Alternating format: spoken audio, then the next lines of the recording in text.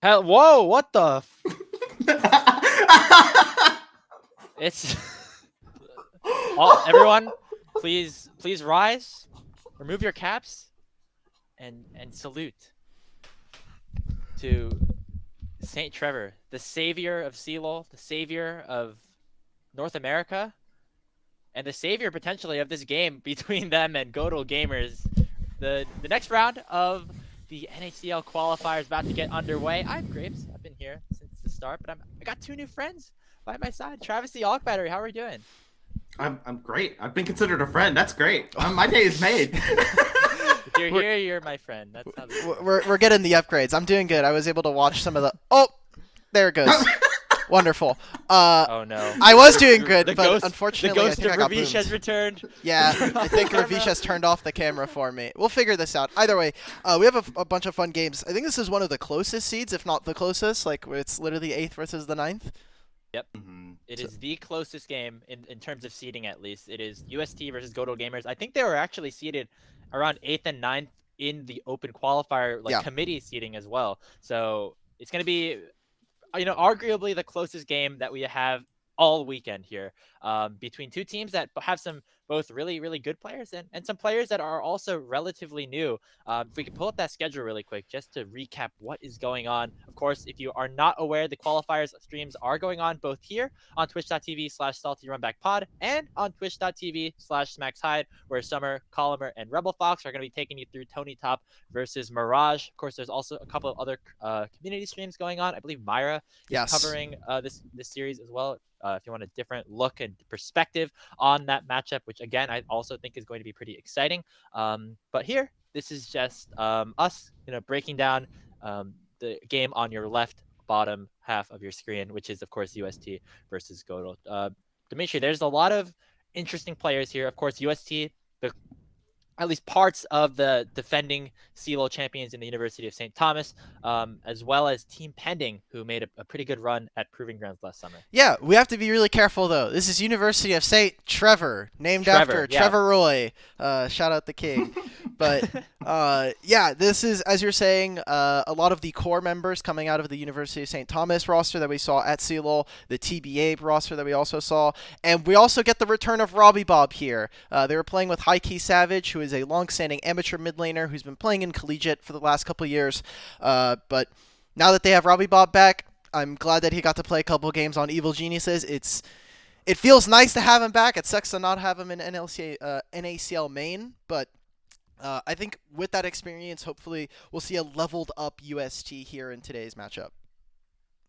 Yeah, and on the other side is GODL Gamers. They are, I think, the 9 seed, also finishing with a 3-2 record. Travis, I know you have been covering Trickster, their jungler, over on the Midwest Esports Conference streams, because he's currently playing in collegiate. Also have Detro, who was previously of University of California, Irvine.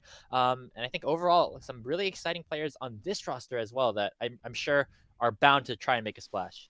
Yeah, I love the fact that we actually kind of have like a little. We have this happen a lot of times inside of amateur, where there's like a little collegiate like mini clash that comes about, where there's a bunch of these collegiate players that get to go against each other, and they're kind of on these scrambled rosters where they got different pieces of other collegiate rosters. So I'm looking forward to it. I really am excited. Trickster is a player like you just talked about that I've been following very closely on their trajectory.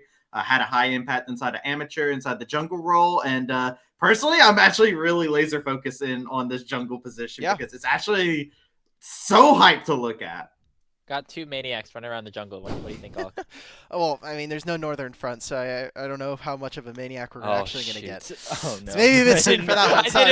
I didn't mean that. Yeah, no, I get you. But kind of touching into that, Kitsuo has always been an aggressive jungler, and with his winning ways that we saw last year in collegiate against Trickster, who here in the Swiss that we saw a couple weeks ago, like, this team is looking pretty good. They're mostly playing to their jungler. Both mid laners should be looking to go and help their roams, go and look for. I mean, we're looking at the support or the pool for the mid laners. It has just been Galio. There's a little bit of a like Silas, but it has been mostly when we're seeing their games, it is, hey, I'm going to come to your lane, push it out, and we're going to go for a roam. There's even a Talia game that we got from High Key Savage for UST, so a lot of exciting stuff, and like you're saying, the jungle matchup is only going to get more explosive. Yeah, very similar to the way that UST, of course, dominated Collegiate last year. Not Trevor, Thomas in this case. Yeah. And a lot of the same players, of course, no relation whatsoever. But again, moving down to the bot lane, it's going to be pretty interesting because we have some new players down there. I believe it's Smalls and Detro up against Dapshin at the support position for UST, and then Aang, who is somebody who we have not really seen at all, and just kind of making a new place here in amateur. Of course, the normal UST bot laner Shogo currently ineligible to play in the NACL qualifiers. Hope that hope he ends up getting a chance at some Free point. Shogo. But, Hashtag free Shogo. just Get that not going. going to happen unfortunately today. But what do we think of the bot lane matchup? Because I know that that might not be as explosive, but still going to be a pretty important part of the game, especially due to the meta that we're kind of going through right now. Yeah. I want to start things off real quick because I'm excited for just the fact that we got Aang taking a break after uniting the 4 nations, coming to the bot lane, playing marksman role. I personally think one of the most exciting things that come about from this whole scenario is whenever you get into NA Amateur, there's always like that one botsman player that comes up out of nowhere and just shows up on everybody. Last year, for me, it was Masu. Mm-hmm. This year around, could be looking to make their name known. And look, if you pop off against this team over here on UST Trevor, it's pretty strong. It's a pretty dominant performance you'll be able to put out for yourself. Sure. I think it'll be a little bit difficult. I think that Aang, even though he is 17, maybe has a lot of time to grow, has not really played a lot of competitive, has some errors that he'll need to fix if he wants to try to help his team make it through these playoffs. And that's just going to be the first step. Again, the closest seed matchup between these two teams. Winner has to play against Maryville, which, as we saw just a couple of minutes ago, not going to be a very easy matchup. But the draft is ready for game number 1. Gentlemen, floor is all yours. Thank you so much. And yep, here we go. We're going into the draft here between these two squads. And I want to ask you before, as we start to see some of these bans, anything that you're personally keeping your eye out for in regards to as the flow goes along? Well, it was going to be whether or not Pyke was going to get banned. It hasn't seemed like DaveMon has been really kind of reaching for this pick. You can even go onto his twitch.tv/DaveMonX. And he even says in his bio, like, Pyke is really bad right now, and it has like very limited potential. So, and even the last time that they got Pyke available to them in their first game of Swiss, Detroit was the one that was playing it. So, I think maybe as the series goes on, they'll kind of tailor off or away from this ban. But again, we're looking at mid-jungle here. We're looking at what these two teams are going to be going for. Imagine Galio is going to be very high presence, Silas as well, if we're going to talk about matching the ability to roam, and Lee Sin Graves. Those are two champions these guys are going to love playing, especially since we got to see Kindred in their last game for Trickster. Yeah, but the Sejuani, right off the get-go, first pick, very highly contested here, so is a very strong jungler in its own right, but we've seen what happens when a Gangplank gets ahead. They're currently hovering it, and it is locked. Oh, no. It's Porsche's GP. If it was anybody else's, maybe we could say, but this is his champion. There's like a whole joke that like his name was like Captain Porsche because he is a massive Gangplank player, and so far he's gotten it a few times here in the Swiss for NACL open qualifiers, and it has not been good for the opponents. Like he played it up against League of Extraordinary Monsters, and he dominated that game. And so far, I think Porsche's actually been an incredible member for this team. When things are down, when things are looking a little sketchy for how St. Trevor have been playing, Porsche has been, I think, the standout member so far. But looking across the table, Jax locked in, response to Gangplank. They're currently hovering the Silas champion that you pointed out to be a very highly contested one inside of the matchup. They locked that in. They do have quite a good set of answers there prepared. Yeah, and I wonder what the bot lane matchup now is going to be, right? When we're talking about this, okay, we're gonna get really boring. Gotta get it out of the way. Yeah, just move on. Just like ignore the fact that this kind of meta, I think, is actually perfect for someone like Robbie Bob, who is almost exclusively excelled on control mages. We've seen a little bit of assassin play here and now from Robbie Bob, but in NACL main this year, it has been mostly Galio, a little bit of Malzahar to try and counter the Rise, but it is almost exclusively these control mages. And now for the bot lane, I think they're going to have to dig deep here because there might be an angle where we see a little bit more Varus. There's already an Ashe here, which we've seen kind of played both in the support and the AD position, but Varus is still up, and both of these guys have actually reached for the Samira. So I wonder if we're going to see that a little bit later on.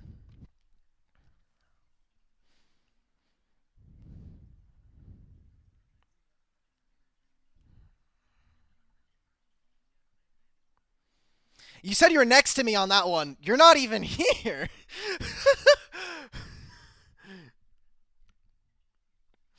You're in my walls. You're in my walls.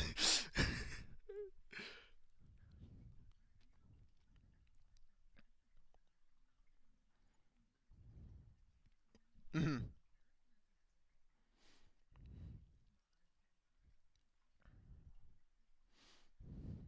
Yeah, and also, where's Lucian Nami? If you're gonna be blue side, I think that this almost guarantees that you'll have access to this. Into the Galio, you can also play for a longer range. I think Lucian Nami would actually do really well since you do kind of need a winning lane in this situation. If you're looking at GODL Gamers, you have a top side that you can kind of play around. We've got full screen. There we go. There is Travesty all the way. But there are a ton of options, and also Lucian Nami has just kind of gone through the ban phase, which is, I think, very unusual. Maybe an overread and overreaction to the patch as well. Quite possibly.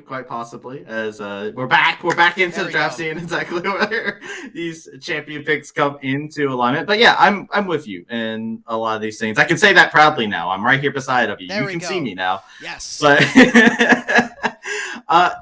it is a very curious thing, though, because we're still in a world where we need to see what the jungle matchup is going to be between these two. We see the Sejuani, but I feel like we're in store for something more chaotic. Yeah, maybe they, again, last time we saw from GODL, they were playing a little bit of Kindred as well when we saw them up against Mirage. That was their matchup to pick, and they kind of did in a similar pick order, actually, to this one, where they went for the R5 Kindred, which is definitely possible here. I think we've had something go boom a little bit on the actual draft side, so hopefully we can get this fixed for everybody. But as we kind of go through, we're just kind of stuck here for the time being. Yeah, no, at this point, no. So here's the thing now. So I've had a camera issue. You're gone. And I think now that means that actually Grapes is about to go. So maybe that's the case. I would hate for Andrew to get Thanos snapped in the middle of his own broadcast. Yeah, actually. But since we have time, and we can kind of talk a little bit about the players, I really wanted to hone in on these two supports. I know we've been talking about everybody else, but, supports typically don't tend to get a lot of love. And for both of these guys, Daption, he had a little bit of a quieter year in 2022, only kind of showing up on the Evil Geniuses Prodigies roster, and then showing up as a substitute for... what was the other team? I had this here. I forgot to write it down. Damn. But I knew that he was playing for another roster. It may have been an AoE roster, if I'm correct. Grapes can correct me on this. But he's going up against Ditro, who's a long-standing collegiate support who's been playing and kind of helped their roster make it up into the top 4 that we saw last year.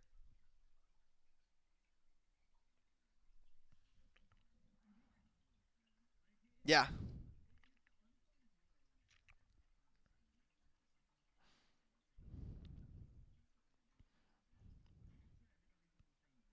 Mm-hmm. What does the shot calling look like from both sides here? On one side, I feel like you have a couple bits more of those like little variables that we can't really measure until we hear about it in terms of like experience, the veteranship, leadership. What do you bring inside of a table? And on one hand, I definitely see that you got the Robbie Bob Kitzo kind of ordeal going on over on one side, and on the other side, my questions are still remaining. Right? Who is that person to talk amongst you? Who is that person? Is it Trickster, who is the big shot caller to get people going? From what I was able to listen to on DaveMon, he had all of his VODs from his POV, so you can kind of hear some of the comms. Remember, this team does have a lot of new people. We're not only just talking about Smalls, who has only really made a single splash on another team before, but Last, their top laner, is also very experienced, a very new, fresh top laner coming into Amateur. And so, between these two, and with Trickster, I don't think Trickster is necessarily shot calling this team. You have two very vocal players in both Davemon and Ditro, so hopefully we get to see them kind of leave the support or leave the bottom lane in specific when I'm talking about Ditro, because I think their games in Swiss didn't inspire a lot of confidence. I think I wish I saw a little bit more coming out from both of them. Coming out from Daption specifically, this guy has had a wealth of experience. He was under the tutelage of Arrow when we saw him on that legendary Wildcard Gaming roster. And back on EGP again, like, I want to see him back. It's the new year. You know, we're getting a bit of that rust shaken off. He wasn't able to play in the first day of Swiss. So maybe, hey, look, new game, we're coming in. I want to see these two kind of step it up because I think both of them can kind of be that leadership role considering where they are currently in their careers. We're actually getting the picture completed there a we little go. bit here too, right? We're seeing a little bit of it. Hey, there's Ellie Sin you were talking about. Already locked in. Okay. Well, now we're looking at bot lane, and it seems like that Samir Nautilus that we saw during the Swiss is going to get locked in. It is what they've been playing for. And this just means we're getting messy, Travesty. I'm probably not going to get a lot of time to talk here because this game is going to be very messy. These two play for kill windows, and when I was watching their games in Swiss, I think both Aang and Smalls didn't have the clearest idea of when they could actually go for trades. So expect for this bot lane to get very messy very fast. Hail Mary's coming in. Look, as a play-by-play, I love to see it. On the other side, though, Renata, I like this as an answer, though. They say, hey, we're going to rush you. We're going to kill you. Hey, Renata's there to bail you out. So that could be a very tricky wrench to throw into the formula there and throw things off. The bailout's going to be great. I think this ultimate is just insane. Silas can take a lot of really great ultimates this game. Almost every single one of these champions has something that he wants. And when you see how low range GODL is, boom. The Renata ult is not only going to hit me, but it's also going to hit all of Saint Trevor if I'm the Silas. So this should be a lot of fun. I think this is going to be a really cool game, a really explosive game. And Kitsuo, last time we saw him on the Lee Sin in Swiss, was up against not only the League of Extraordinary Monsters, but I think the one that I was most impressed by was the game versus Team Ambition. He did go for a bit of a full clear. They do end up losing that game, but that was one of the longest games we had in Swiss, going up to like almost 50 minutes. There was almost a throw from Team Ambition. They end up winning it, obviously, securing themselves at a 4-1 in the end of Swiss, but I want to see him come out onto the map a little bit stronger, and hopefully now with their intended mid laner of Robbie Bob, they can do that.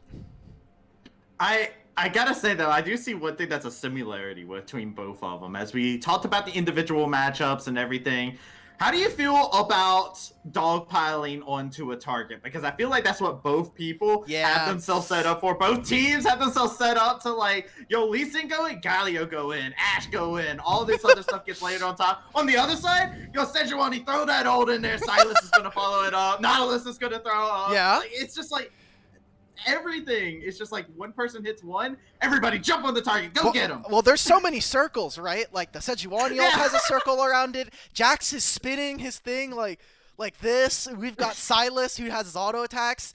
Everybody, like you're saying, the dog pile is going to be real and it's going to get messy. Hopefully Observer Kai can kind of help out and, you know, do some really awesome observing to show off, but it's going to be very messy, and I'm looking for not only the bot lane, but what are the solo lanes going to be able to do? We already talked a little bit about the mid-jungle, but I think top lane is going to be very important. This matchup can go either way. Gangplank has the ability to scale when we talk about team fights. Jax becomes this massive tank threat thanks to the new rework that we saw from him, and once we get later into the game, their ability to kind of juggle that is going to be very important. Porsche versus Last is going to be, I think, something that, you know, we haven't really touched on, but could potentially swing it, especially since Porsche has been playing so well this year so far. Imagine how much of a confidence boost it will be to not only take the 1v1 matchup, though, for Last, but to also be that person who's able to dominate the side lanes against Porsche's gameplay. Yeah. Like, that's a lot that you can actually have that's going your way, and there's a lot of momentum that could possibly swing your way. So Porsche, I feel like, has everything to lose in terms of like the 1v1 matchup, because afterwards the series could spill out of control if we see an early leg up by Last over there on the side, especially because Sejuani should be able to go around and visit up there and possibly be a nuisance to Porsche. But we're getting into game number 1 here. Oh, are you ready? Yes, I'm so excited. We get to finally have NACL Open qualifiers. We're in the playoffs now. If you didn't see already, the brackets are slowly getting filled out. We've got our 8th in University of St. Trevor on the red side and our 9th seed in the GODL Gamers. Gonna be a lot to watch for here. I think this is obviously the closest in terms of seeding, and let's talk about the path that both of these teams took to get to this point, as we get a pretty boring 5-point across the map. St. Trevor, they won up against the 32nd seed, the 30th seed, the 21st, and they played against the 25th, and they lost to them, and they also lost to Team Ambition, who's the 7th. So you're talking about strength of schedule. They played against a lot of the teams that were ranked lower by the committee that we saw this year. Whereas you look at GODL, they had to take wins, or they had to play against, the 2nd. They won up against the 10th seed team. And while generally you would say that the other 2 teams, they played against 24th, 28th, and 20th, those are not the highest seeds as well. But on average, their teams have been a little bit stronger, and they still ended up with a similar record to St. Trevor. So my eyes, at least, I think when people would look, if you're talking about name value, would say that St. Trevor should win this game, but the path to get here from GODL, I think, was a lot more difficult than maybe at a glance. Now it's time to show everybody exactly that. Maybe things aren't as close as you perceive, right? GODL looking to strive out with a first big dub for themselves, possibly inside this series after a hard-fought path, as lanes kind of just going to go simple and clean. Galio just went in and is an absolute nuisance. Yep, already chatting it up. Robbie Bob, he wants to get that vision early on. That's what they're playing for. And Davemont gets to level 2 first. That's not a solo kill, but it gets all of the pots out and could be an angle for Trickster if he wants to go for this. He's only going for 2 camps and is immediately running top lane. Look at what his pathing is doing right now. He's going for the Gromp. I don't know if he hits level 3 here, but he's trying to call down the jungler, saying, look, we can move. They have mid priority as well. Porsche has got to be careful. This wave is pushing away from him as well. But look at how he zoned him out. He's pushed him into the can't even go back to the lane. Every time he tries to walk up, it's a pistol shot to the face. Like last. Not enjoying this, but the Counter-Strike coming through, getting the trade going. Trickster on the route, but so is this Lee Sin. Going to be able to find out this Sejuani, lay in a couple shots. It's a 1v1 between the junglers, but last is there first. First blood goes over to last. Okay, now Porsche, this is a red buff Counter-Strike. He just has to invest the flash. Gets out with the flash, trades back a shot, almost gets a red buff of their own, but Porsche does live, so just 1 kill going over. Good read coming out from the side of GODL. Yeah, I think Porsche, that was obviously we were talking about how zoned out last was, but this Jax, I think they played it really, really well. They knew that, hey, we need to be able to draw Porsche out, and as much of an experience lead it is, look at the scoreboard. They have not hit, neither of them have been last hitting the minions. So gold is going to be a little bit lower than what we would have expected, and I think Jax actually comes out so much further ahead, and now Trickster can inverse his path, and he was low, so Davemont? Davemont is looking to get solo killed. Robbie Bob trying to see if they can catch him with the Justice Punch. Not going to be able to find it, but gets him with the double axe handle. Robbie Bob finds a solo kill in the mid lane as Trickster looking to possibly revisit. Oh, no flash on that ward. Yeah, he's done. Yep, he's gonna get thrown away, lock away the key. He's gonna find himself stunned up, locked up, counter-striked, and done. Last. 2 kills on the board. There we go. Because of that early game gank that we saw there, Davemont should be able to get out. This means that now the map is split in half vertically. Kitsuo should have access to most of these bot camps, and same for Trickster, inverse onto the top lane. Porsche is going to have a much tougher time, and this is actually what I wanted to see with this matchup. You have that Jax that can make it a little bit more volatile, and you can gank the Gangplank. Now that he doesn't have flash, it is much harder to kind of get away from the Sejuani gank. So we'll see what ends up happening. We're looking at the mid laners for right now as they're level 5, close to level 6. Does Galio end up playing towards the top side, or they're going to continue to invest in this bot lane as Kitsuo now makes his way? This wave is so doomed if you're a GODL's bot laner. It's pushing away from you. You do not have access. And look where your jungler is. I'm only pathing top, buddy. I only have this quadrant of the game. screaming out there, like, where are you going? Like, nah, bot side doesn't belong to me anymore, bro. No. Like, it's gone. There's no Raptors. Like, I could go mid here. Yeah. He should, if Trickster wants, can go into mid, start to drop down a little bit of vision. Actually, doesn't even have a vision ward, so would only just be sweeping it out.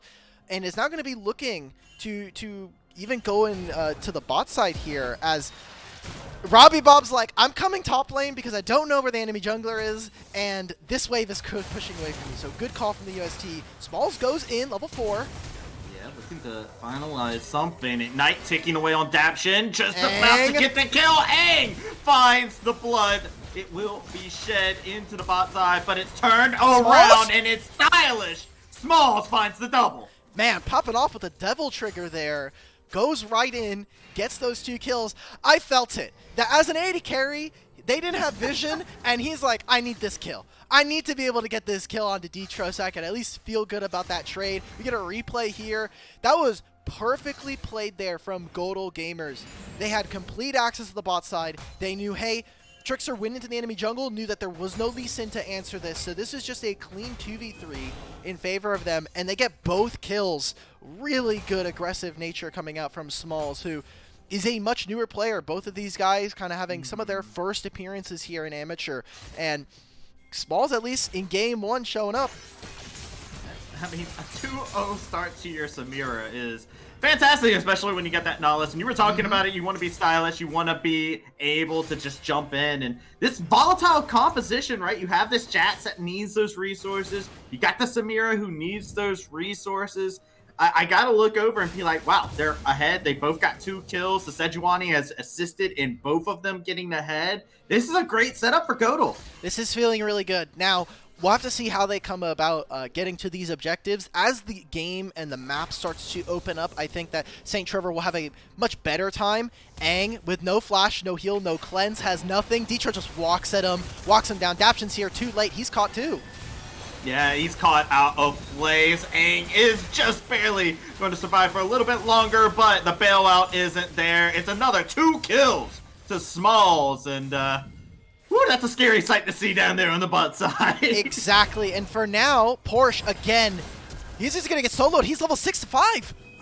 Lee Sin's here. Lee Sin's here to try and keep things, but it's not enough to equalize. You're going to have to bring more. Last, getting prepared with a real weapon in this top side. St. Trevor are not playing on these top lane waves. Porsche's having a very hard time crashing them, and that's when every time he's like, well, I don't have flash, or I don't know where enemy jungler is. They were just bot side, so I can potentially crash this. My Kitsuo jungler is coming over as well. Maybe we can go for this dive. Ends up turning into a solo kill, and he just walks it out. He catches all of that wave. And so the early game that we were talking about, as explosive as it has been, St. Trevor have kind of fallen into this kind of pit that I saw during the Swiss, where some of their inactive early game leads to this position where now they're down 3,000 at 8 minutes, and their win condition that they had kind of set up is not really working. So as we continue to scale as the game goes on, oh no, it was out of vision! Right out of vision, perfectly done. It's going to call in the artillery to turn things around, keeps Porsche safe, but does have to dedicate the ultimate ability to it. The Ash Arrow comes flying in from across the map. This Lee Sin is out of position. Trickster has an idea, a little inkling of where they are. There's the Glacial Prison. Is going to ward hop, get out of danger, but what a tricky scenario for US Trevor. Man, good job from Detroit to kind of avoid vision there and be a little bit sneaky, but that is just a very good punish from GODL Gamers, as, hey, Porsche saying, my jungler's literally right next to me doing the Herald. I should be fine, right? That the answer to that is no. Ends up getting punished, doesn't end up going down, but look at where Porsche is now on the map. He's like, I have to stay back here. I don't have any vision up here besides a scuttle, and I cannot push this wave versus Laslas. I'm down 2 levels. Kitsuo, bail me out of this. Let's see if we can get something done with our Rift Herald. Laslas is fairly low at this current moment in time. Yeah. Teleport is coming off of cooldown, so does have that as a possible option, but if you go for it, this Lee Sin waiting in the wings. Trickster is smelling this Lee Sin out, bro. Like, I don't know what it is, but this Trickster has been everywhere the Lee Sin hates them to be. Yes, he's covering. He knows exactly where he needs to be, which is a fantastic job for Trickster. Someone that we've been seeing in Amateur, obviously had a very high placement like we were talking about before with Fear and with Taco Gaming, and continuing to kind of level up his skills, show that higher level of jungle knowledge and being able to track the enemy is really good. Now, Porsche puts his ward down, and he's like, there's a Sejuani in my lane, man! Like, it sucks. It's not the best, but this wave is coming into him. He does have to play a little bit carefully, right? He doesn't have the ultimate, and if they wanted to, potentially they could have gone for that dive, but considering Jax just used the ultimate, or sorry, just used the teleport, I think it would have been a pretty risky proposition to go for. Yeah, I like the look that we just saw from the bot side. Lee Sin is in the wings, waiting to be able to prepare, but the Enchanted Crystal Arrow is down. Daption still is able to take over the flow of a fight, but it looks like it's yet again another foiled attempt. Gets not able to find a place, is looking for that moment to be able to drop the Rift Herald or get one of these lanes back into the game. Oh, it's tough. Now, there's a bit of a timer here, right? The first dragon was taken about 5 minutes ago. We have the second one spawning in 2 minutes. There's some potentially going to be some pretty important item spikes coming on through as we go on. Specifically here, the Jax has now finished his first item in the Divine Sunderer, and potentially bot lane, Smalls now picking up what looks to be the almost finishing touches on a shield bow. I think if I'm St. Trevor, we're looking to just get plates. We just want gold at this point. They're going to get a kill. No, Damon, great flash to get out of a dangerous situation. Trickster here to be the backup needed, but the wave not favoring them. Doesn't want to continue to pull this fight. Davemon is very low in terms of HP. Thinking about possibly placing that Herald, but they're thinking otherwise on edge. Trickster is still lingering around. Davemon playing in a dangerous territory here. Trickster continuing to march confidently forward. It's a nice stun onto Robbie Bob, and they have forced the play back onto its head. UST cannot find momentum to shift their way. They can't do anything here. They were trying to force out the mid play so that they can go move into the bottom side jungle, but with Trickster there, kind of foiling all of the plans of Kitsuo, it becomes so difficult. You see now Davemon, obviously he has his ultimate. Is he going to get soloed again? No. He's able to get out. Trickster's here. Everybody's in mid. Yeah, Enchanted Crystal Arrow comes in, doesn't hit its mark. Good use of the Dragon Rage kick, finishing off that Silas.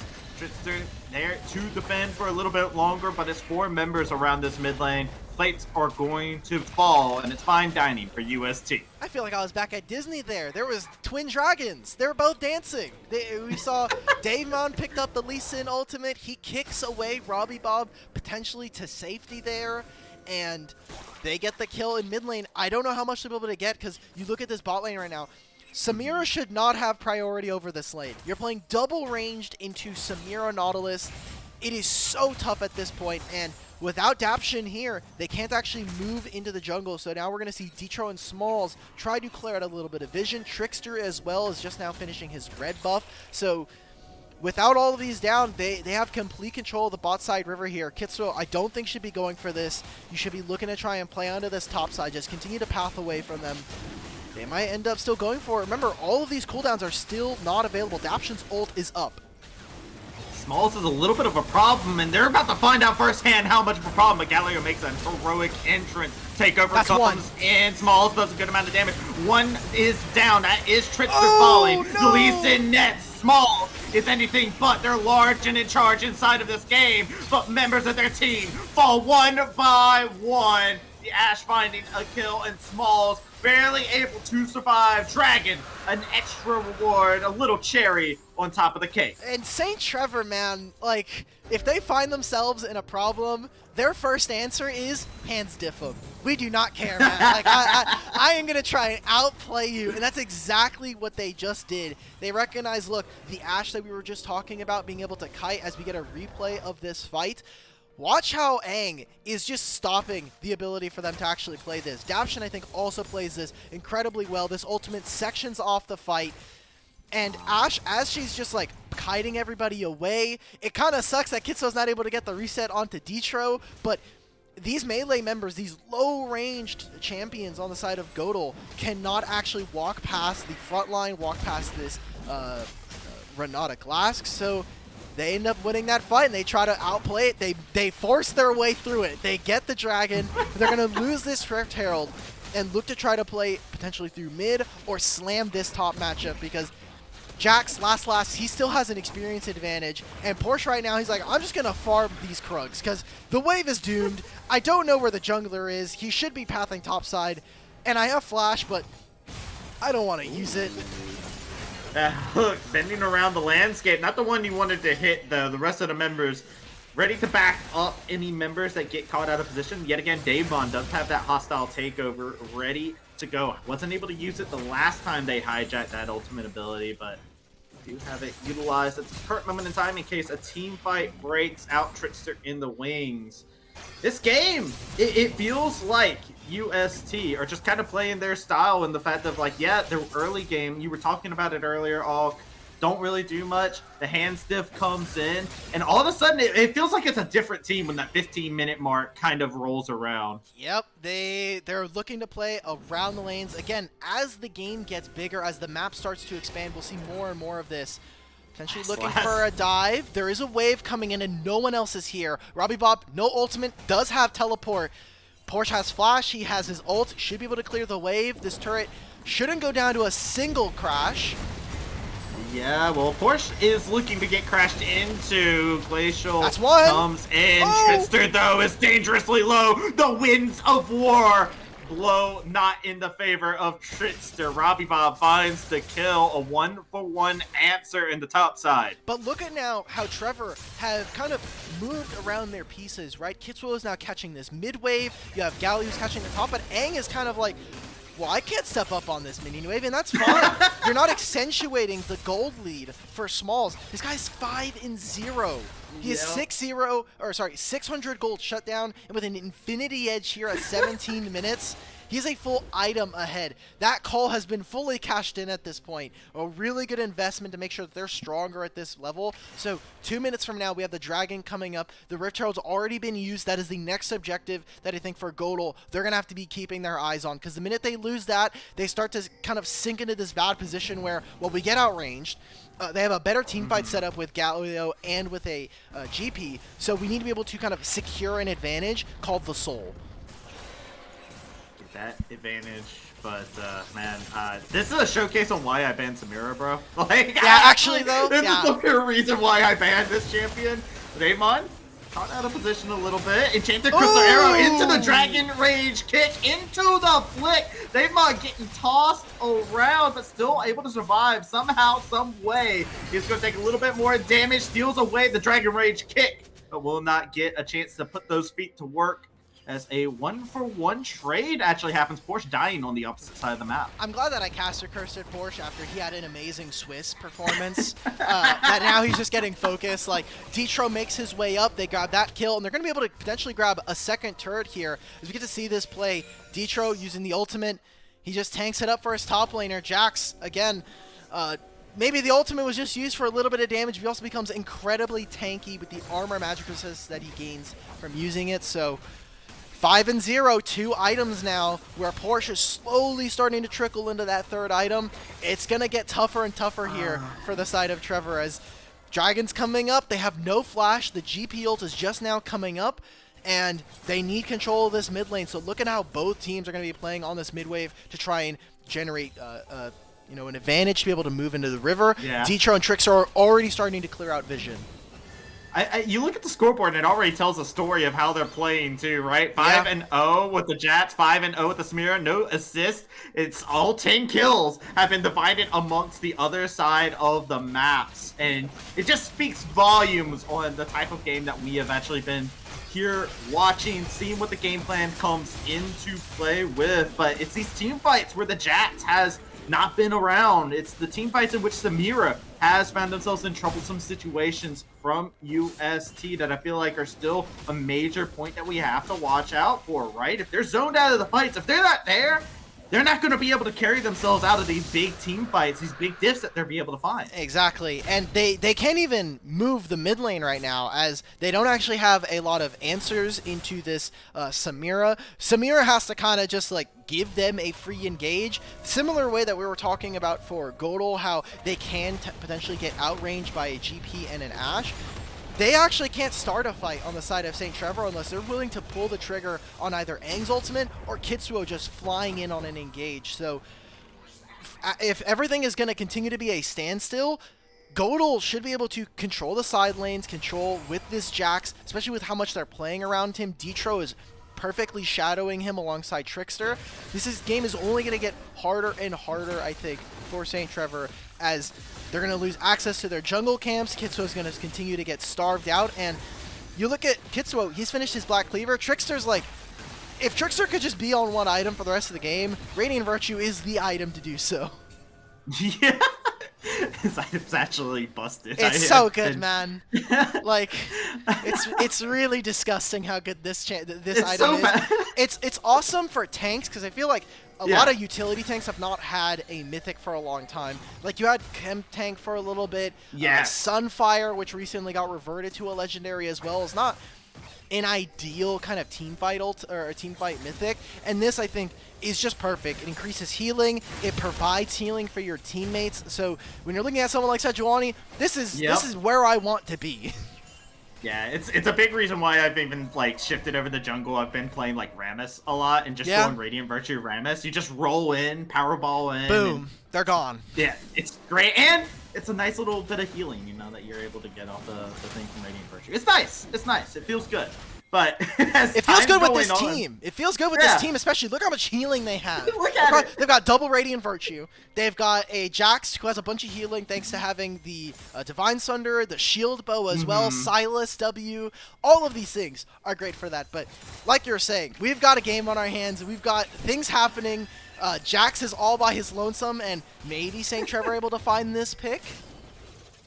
My question is, though, if you do commit an extra member to last, do you win? He's got Frozen Heart, he's got Divine Sunder. I don't know if you win those odds. We're about to find out. Porsche getting stunned up by the Counter-Strike. We're doing the Baron! Trying to do what he can do, but it's just a traditional call. You gonna go and answer to our silence? Alright, cool, bet. We're gonna pull the trigger on this giant purple worm. The hostile takeover all 3 team members in the Glacial Prison, perfectly locked down. Daction finds himself falling as Smalls is dominating. Pull that trigger, and Aang finds himself on the receiving end. A double kill for Smalls, and they're wanting more. A triple kill as well. Give it to him. This leads in not long for the world. Dave Mon finishes them all, finds their first kill inside of the game. 4 members of UST fall in front of Baron. GODL gamers have done it. They call for the Baron. They say, look, Jax is pushing so much pressure, and they force St. Trevor's hand in this situation, saying, you're either going to come contest us at the Baron, or we're going to completely obliterate the bottom side of the map with our Jax, who is level 14 at 23 minutes, and they just slam that team fight like you were saying. So they get the best of both worlds. Last doesn't even go down, and in this replay, I feel bad for Dapshin. He's just stunned the entire time. This is the one moment he has to press his ultimate, and he doesn't take it. So at that point, it's already kind of doomed. The Dave Mon ult that we set up during the draft is there. Smalls continues to pick up more and more gold. So Travesty, I think that's kind of the tale of the tape for game 1 here. GODL gamers looking super in position to take our first game of the series. GODL gamers, I mean, Smalls is so impressive. I feel like Trickster's done a great job facilitating things, because you look over at it, Last has been doing great inside the game, the side lane pressure. My favorite thing of this is not even something that we get to see in the call. It's something that you pointed out was immediately the turn on the Baron when they jumped on the Last. I love that from a team like this that has all these new players coming together that have been showing up every now and again inside like Collegian and stuff along those spaces, and they just have those clear and concise calls. You love to see that. Exactly. And even before Robbie Bob pressed the ultimate, they were doing the Baron. They just straight up said, Jax is on the bottom side of the map. I'm doing this Baron right now. And as we see, Daption probably is going to go down. There we go. We're just landing every bit of CC. Wow, he lives. That's a ton of shielding coming out. But the Dragon's up. They can go for this anytime they want, but it looks like they want to try and maximize their Baron usage. They want to try and get as many turrets as possible. And what else is there to say? It's 8,000 at 24 minutes. All of our games today have looked particularly stompy on both streams, if you're not only on here, but also at Smack's Hide. The Maryville game was similar. The Team Fish Taco one was also very one-sided, so good to see that Amateur is, as much things change, things stay the same. I actually tuned in over there. It was very relaxing, by the way. They're very cozy. Yeah, of course. It's of course it's cozy. It's summer. She's always cozy. It's so true. It's so true. As this game's going across a bit, talking about cozy, definitely looking cozy. Last in a 1v2 scenario. Like I said, I still don't like those odds for UST. I feel like last will be able to turn around the play. For sure. Look at how much damage Robbie Bob every time he gets. Force just getting dove under tower here in the bot side. A heroic entrance has to come about. You need a hero, but they show up too late. Porsche finds themselves falling victim yet again. Nice. In a tragic situation, though, Smalls is getting free hit upon. Depth charge goes in, stops Robbie Bob from being able to get a little bit farther forward, trying to apply I love a little bit Jax! farther forward. Hostile takeover comes in. Jax is coming in to teleport into the back end of the fight. These are your carries. These are the men that you built up inside the squad. Acclaims comes through. They get the shutdown, but it doesn't matter. GODL Gamers pop off with the A / is left on the field. Oh man, he had Hullbreaker that whole time. Even before the teleport, he's just wailing away at top inhibitor. And then he's like, it looks like my team might need me for this one. So makes the trek on down, gets another inhibitor turret, and maybe with Kitsuo coming up or Daption coming up, no. Porsche just gets soloed under his Nexus turrets, buddy. Say goodbye. They're teleporting in as well. Davemon's coming in to help out his top laner. So both of the solos for GODL Gamer are going to get themselves an inhibitor. Back off as the team members of St. Trevor respawn. They haven't even bothered to take the 4th Drake of the game. They said, we don't even need it. Bounty objectives, like, we could give it to St. Trevor, or we could just do it as we're on our way out. 7-0 for this Jax. An impressive performance for someone who obviously got a lot of attention from Trickster early on in the game and has only kind of snowballed that against potentially one of the best top laners that we've had, one of the most consistent top laners in Porsche.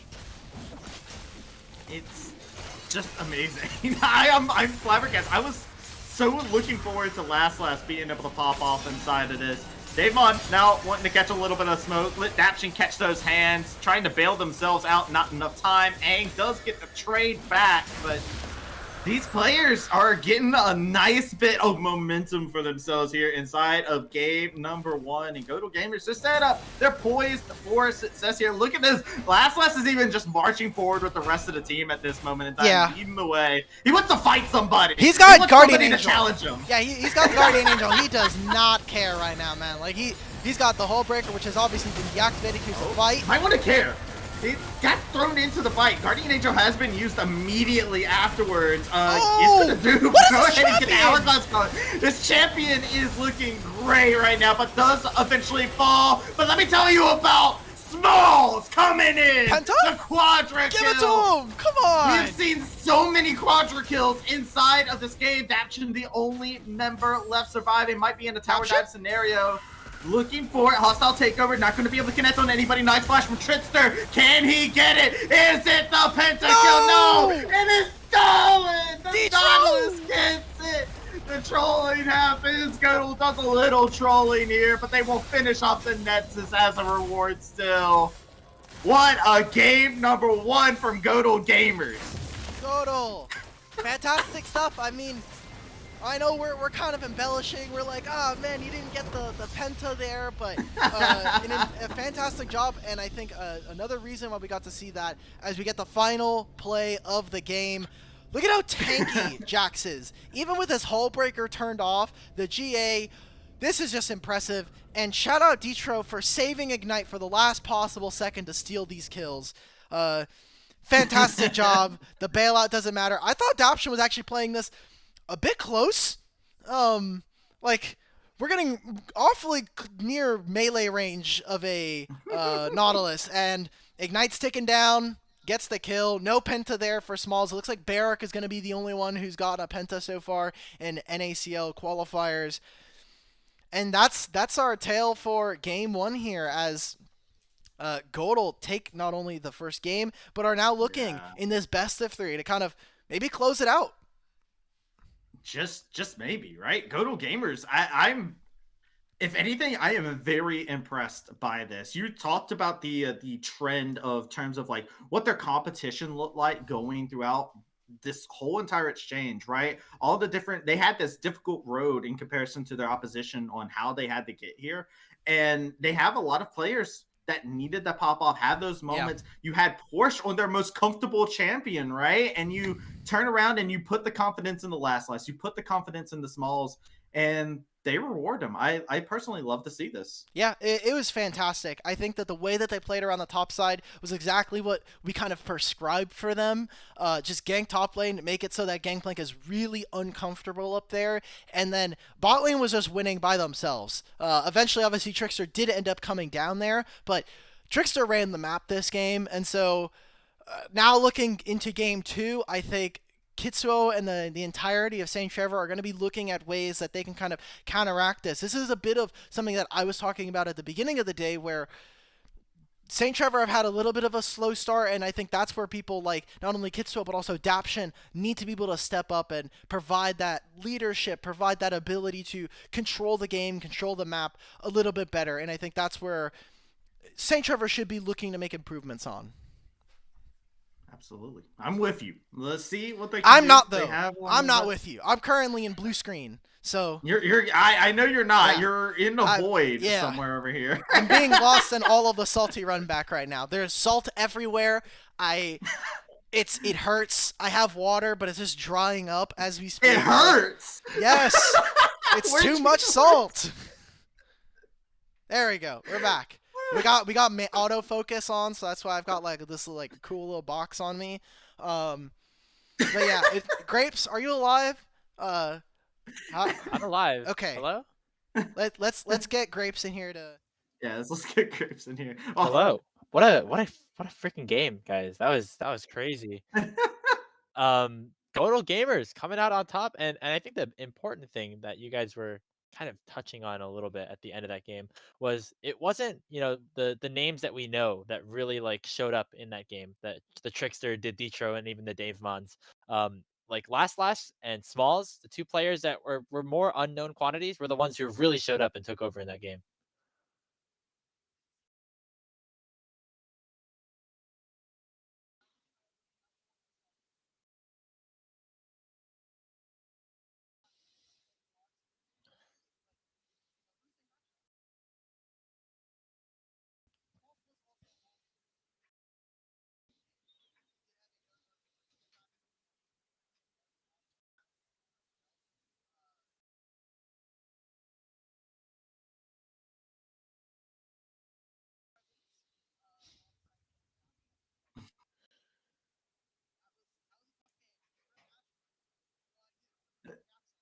Throw your ult randomly.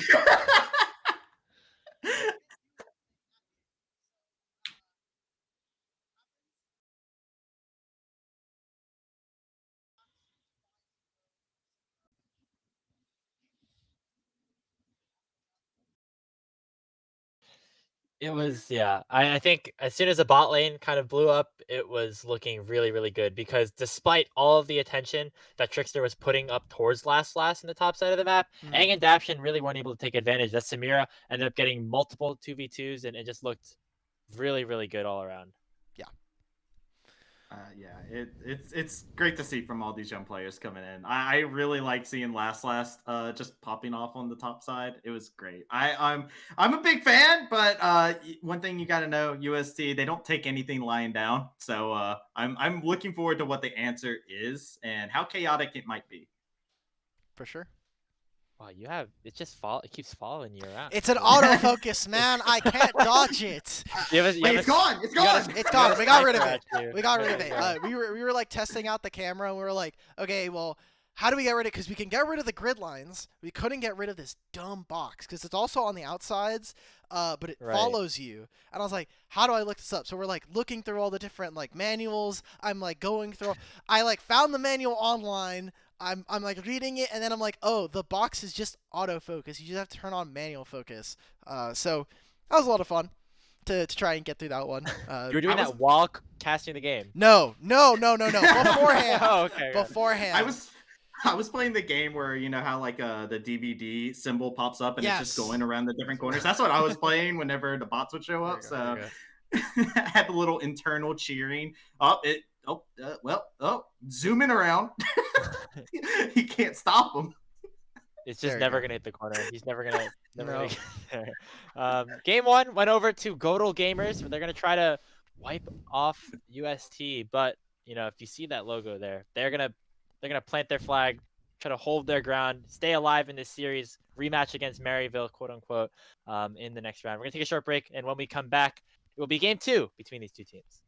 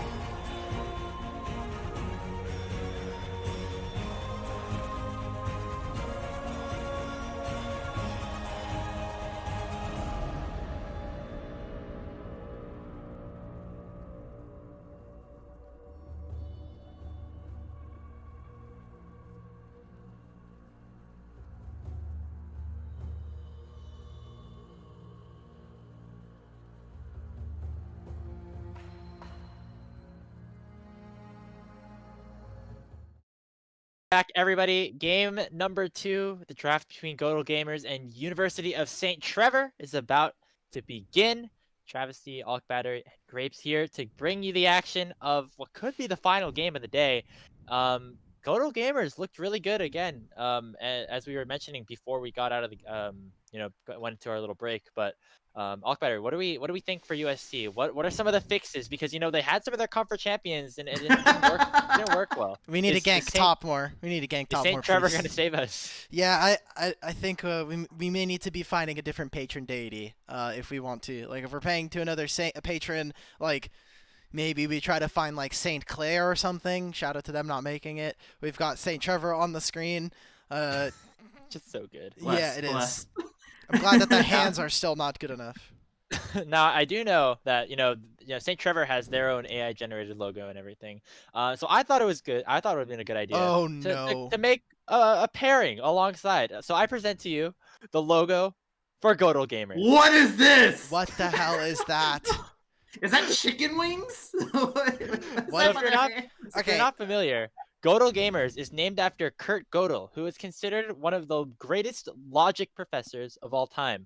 And so I put him into a AI Renaissance painting generator with the caption "Kurt Gödel plays video games," and that's what it gave me. So that is the matchup that we are having here. I feel cursed. I don't know about anybody else. I feel cursed. I could have gone without seeing. Can we throw it up on the screen again? No! Stop! No! Not again. That's awful. Nightmare. I feel like the jump scare is going to be now. Put it in front of the middle of the logo game. It's just going to pop up. So there we go. Who wins in a fight? Oh no! If it's this guy against the other guy, who are we taking? What are the odds in a all out brawl in the ring? Well, I feel like St. Trevor has range advantage because the obviously, like, the actual, like, flag staff is pretty long. So you have, like, a pike or, like, a pole arm. Where this guy just has, like, a laptop where, like... He's got muscles. I guess, yeah, but, like... Yeah. Imagine this is, like, a laptop... Oh, you can't see Look that. at that. Look at those muscles. Like, you have a really shitty laptop for GODL, so you're just, like... You can throw it. It has the throwing property, I'm sure. But yeah, so does the flag. So does the flag. Yeah, but you're forgetting here that Kurt Gödel has logic, and he has logic, master of logic in his mind. So he can use his brain power to just logically he should win the fight. You guys can keep the facts and the logic. I prefer the magic. Okay, I prefer the magic. And America. Yes. Also, oh, here we go. We had a playoff bracket for GSR groups. That doesn't really tell us this that means much yet. Nothing right now, actually. So we can we go to the other one? That's the Group A and the Group B. If we have a little bit of This time. is a real look at this graph moment. Yeah, look at Here we go. We can do look at this graph. I'm glad we can introduce some some good musical play. As I hear we do have draft coming up. Yeah, I think we need to just get us out of this. I'm gonna get out of here. I'm gonna generate some more images. Travesty, Alk Battery, you guys go ahead. Goodbye. All right. Well, I've been saved away from the logic. Here we are. We're going into draft. Everybody is on the same side here, and so far, same bands to start things off here, Alk. Yes, we're kind of continuing to see more of the same. GODL did obviously not have side selection because they won. So, UST have been preferring to go for red side almost exclusively. Yes. Suffering from success is what we call that. Little bit of a chaotic squad, right? Like, this is a squad that does do a lot of different strategies, a lot of different ways to go about things. So, definitely something that I'm kind of expecting in regards to how things are going about, making sure that things are taken care of.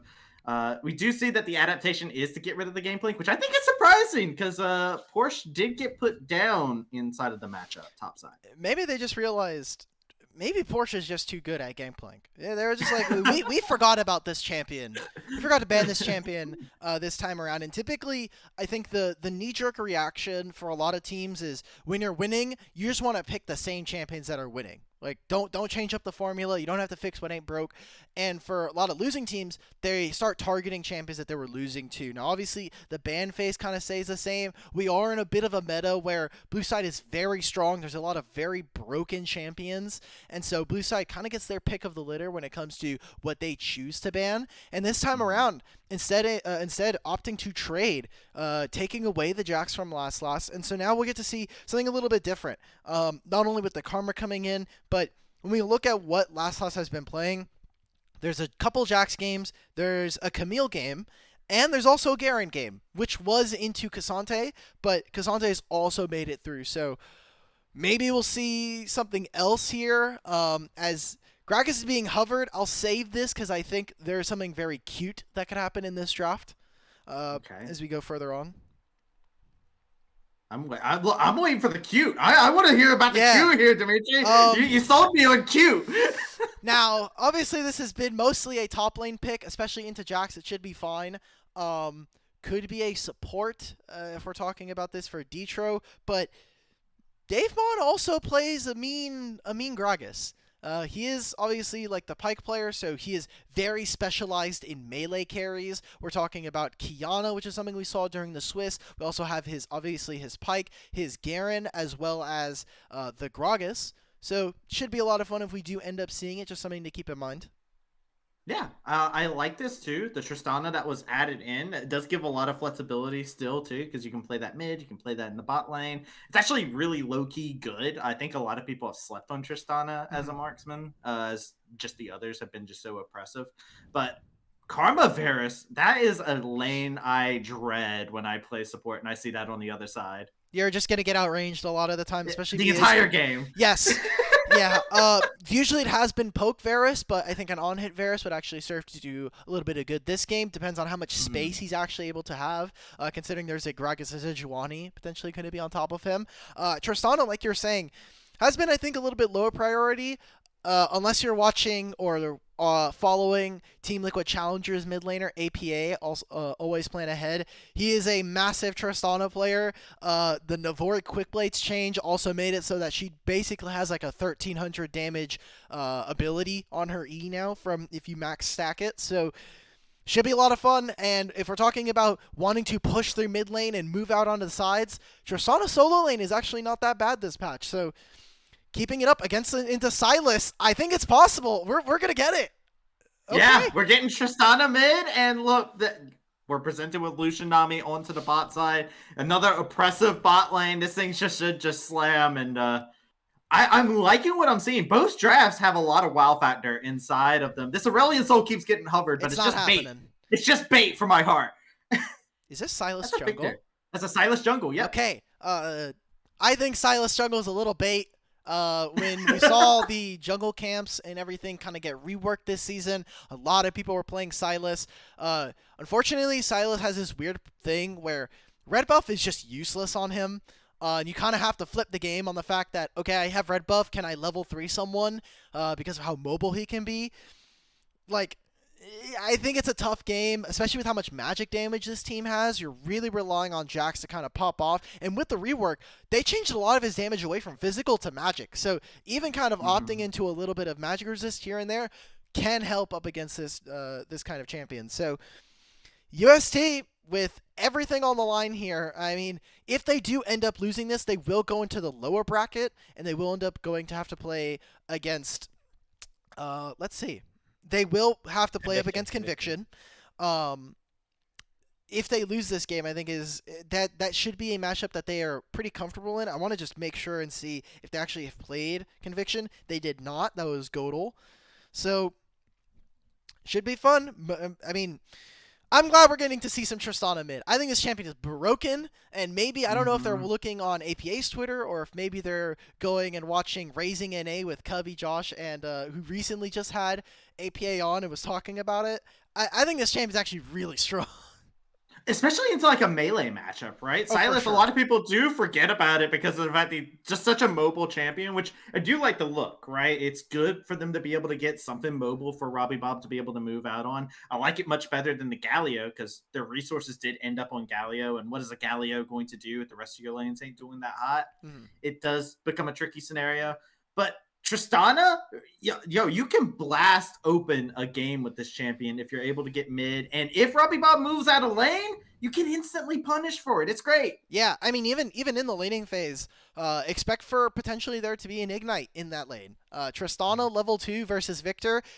One of Victor, not only that, but also Robbie Bob's biggest hallmark is the fact that he is like the safest control mid laner ever. He is like, I'm going to play every single control mage. He tries not to lose lane as often as possible, but a lot of what we saw in Collegiate is the fact that a ton of the mid laners actually didn't punish his mid lane play. He was constantly able to get away with some minor CS differentials and then just came into team fights as a beast with these control mages like Victor, like the Orianna. Yeah. This Tristana should prey on some of the weaknesses that we see in Robbie Bob's gaming. So hopeful that it's even a Tristana mid. Maybe they just like completely swap it up and they're sending Tristana into Jax. That would be very sad. We'll see what happens when we get into game.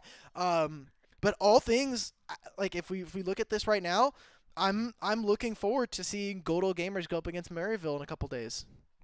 Yeah, I mean, with the way things are going, yeah, they could be set up in position to possibly be the Kingslayers, right? Like Miracle hasn't lost a single game so far inside of the qualifiers. So, it's a heavy task, but, I was talking about it at the very beginning of game number 1. These players, they got some heavy tasks set in front of them inside of game 1. They did business as it needed to be done. GODL gamers in game number 2, they have to go against people who are very comfortable. This time we don't have the Porsche on gameplay, but this time we have the Robbie Bob Victor that gets to come in. You've got this Varus Karma that we've seen be absolutely devastating as a bot lane as well. So there's still threats. They still have a test in front of them. And UST, we've talked about it numerous times. They are a team that will not let you just have their way. They're going to be a team that's going to go kicking and screaming no matter what you try. So it's still a hard task. Yeah, I feel like it's always a very like University of St. Thomas / Trevor esque thing, like you're saying, to, hey, if they are going to lose in the early game, there's going to be like a fight around 15-20 minutes that they will just win. And then suddenly everyone's like, oh, maybe they can come back on this. And then they end up losing. I think we saw a lot of that last year with the same core or similar core with Kitso and Robbie Bob on Team Pending. And they just have this like innate ability at like a mid game to just like blow up and do something. Whether or not they're able to then contain that and kind of funnel that into a win is a completely different kind of argument. But we should expect that. And if they are ahead, they're going to continue to play aggressive. They will just be up in your face, speaking more a little bit of that hand stiff that we were talking about earlier. They will kind of accentuate that lead and make a 2,000 gold lead feel like a lot more with how overbearing they can be on top of you. Task is hard though when you're trying to hands check a Lucian Tristana right inside these team fights. They're ranged. They're not going to get caught up. That last game, you brought it up instantly at the end of I think it was a dragon fight in which we got to see them actually hand stiff, right? The short range composition was a big flaw in terms of the team fights that they had in those situations, in the fact that the hostile takeover and stuff along that stuff. It's all this kind of stuff, but yeah, it's just one of those situations. I wish that was on stream. I think producer Kai, can we bring that back up for everybody? It was supposed to be just for us, but I think it was so funny because it was like Comic Sans notepad just coming up. Yeah. I just want to see it again. Can we?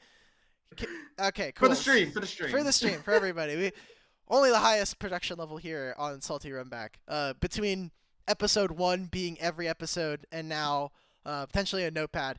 As we try to get this on, as you can see, there is a pause. There is a pause going on. So, okay, sad. There is a pause going on. Some of the players are experiencing some network issues. We can play it by ear, Travesty. We can kind of play around with Twitch chat if they're having fun. We could potentially bring back Grapes, or we can go. Ooh. or we can just go to a break. I don't know how long the pause is going to be, so maybe I want to kind of give it a little bit longer. Because the second we start over to a break, the game's going to start. Yes, right? the game is going to immediately start, and then we're screwed. And then we're like, oh well, sorry guys. We'll try to get back. Exactly. We're not just trying to podcast. I know a lot of people Twitch chat caster start the game. I wish. If I had that ability, every game would be started. We'd have no pauses, no technical breaks. But things happen. These are players that are playing from home. Some of them are like in the middle of moving. I know that there's still obviously some collegiate stuff that they may need to take care of because it is the beginning of the year. So a lot of fun, a lot of stuff that is happening. People are moving around, and at least it isn't a McDouble that's causing everything. Oh, true. Okay, so I think we should just throw it to a break because we want to just get back into the game. And so when we get back, everybody, you don't want to go anywhere. It's going to be about 3 or so minutes before we get back with the game 2 of the series between GODL Gamers and University of St. Trevor.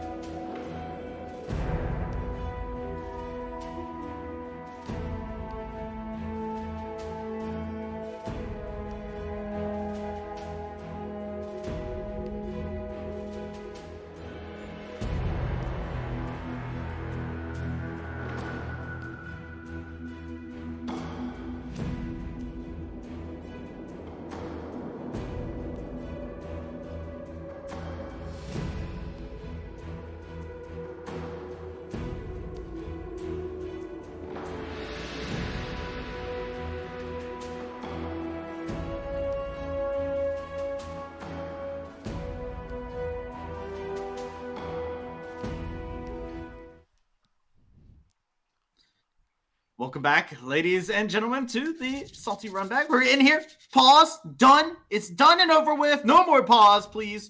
We're getting into game number 1 between GODL Gamers and US Trevor. Hulk, are you ready? We've had some time to simmer, prepare. We've had a moment to digest this draft and what they got. How are you feeling? Are you doing all right? I'm feeling worried for St. Trevor right now. I'll be honest. It's not feeling. Oh, there we go. We did level 1. That's much better. It's the UST way. It's the only way at this point. It's double Comet bot lane. Oh, I love this. Go for poke. I mean, you're trying to maximize damage. If you were trying to be more of an enchanter, I think it'd be better for Daption to pick up the Airy. But Kitsuo, I think it's an adventurous E. I'm sure you put the vision down, but if that connects on anybody, you don't have any abilities. So it's the E you wish didn't connect, right? You there's threw it out of those. because it's there. It's right there. Like, I do the same thing. It's there. I have to use it. I just have to. It's already there. Yeah. So now here, we'll see what they can do. Hold up 1 second. Kai, could you mute? Based. Okay, no echo. I could hear it. It was messing with me. Anyway, Detroit was able to get it back in and get the sweeper, so we'll see if they'll be able to use this to get a little bit of gold and control the lane brushes here as Detroit and Smalls are kind of walking up to the lane. Because they were a little bit late, they will not be able to control this for the time being, and obviously we talked about the lane advantage, or the range advantage, sorry, that Varus and Karma would have. They don't even have to last hit at this point. They just need to deny golden experience, and they're doing a perfect job at that so far. Doing perfect indeed, as you can see. Doing the poke business down here. Makes it hard for this Lucian Nami to be able to pop off the way they want to. Dave Bond having a nice little bit of success. My eye is immediately gravitating back towards these junglers just because Trickster back on the Sejuani had high impact inside the last game and was sniffing out Kitsuo in every single attempt they tried to make. Yep. And now this time, instead of going for like a level 3 cheese gank, or I say cheese, but it was obviously a planned strategy and something that obviously worked great success for them. This time just going for a bit more of a conventional full clear as Kitsuo finishes his top side, and like we said, he's got red buff, he's got to make something happen, potentially get the flash out of Davemon, but Zed gets a little bit of damage, gets his Dark Harvest proc ready to go, and the entire time Trickster, I mean, he's farming away. You see that Kitsuo wants to go for this invade, but Trickster finished his red buff first. Wait, Davemon? Davemon? Oh, wait, on the other Trickster? side here, it's actually Kitsuo hunting down Trickster inside the chickens. Oh, how the tables have turned. Oh, look at this. Here it is. Trickster, he had low HP, didn't have anything. Trickster just kind of gave up at this point. He couldn't Q out, and now Davemon's even getting forced out of his wave. Kitsuo, he's gonna keep going for it. Kitsuo, just go for it, man. Okay, whatever. He gets his topside scuttle. Trickster, he's going to go and try and flip this now. He's going to try and pick up this scuttle, protect his bot lane. They have a ward outside this tri-brush, so they should know he's here. And all around the map right now, St. Trevor early on are looking pretty strong. They've had control of this bot lane. Mid lane, obviously, as you saw, forcing the teleport out of Davemon. And Kitsuo off to an early start. That's what you want to see if you're a St. Trevor fan. Yes, the Silas being up 1 kill here. You were touching on it about how it can be a little bit of a trap, and I do agree. In a lot of cases, you do see that because you don't really get to have that early lead. That's unlucky. That minion, man. That minion's an actor. That means actually just a paid actor. Oh, Porsche. Yes, Q. Just freely trades with him. Minion wave did a lot of work. Comes in, clutch body slamming forward. Dramatic zoom in, the barrel explodes. Last finds the solo kill top side. Minion trolling aside. Oh man, that minion, it may have been an actor, but Porsche has no flash, can't do anything about it, so getting out of that last, taking control of this matchup yet again. Daption, huge amount of gold.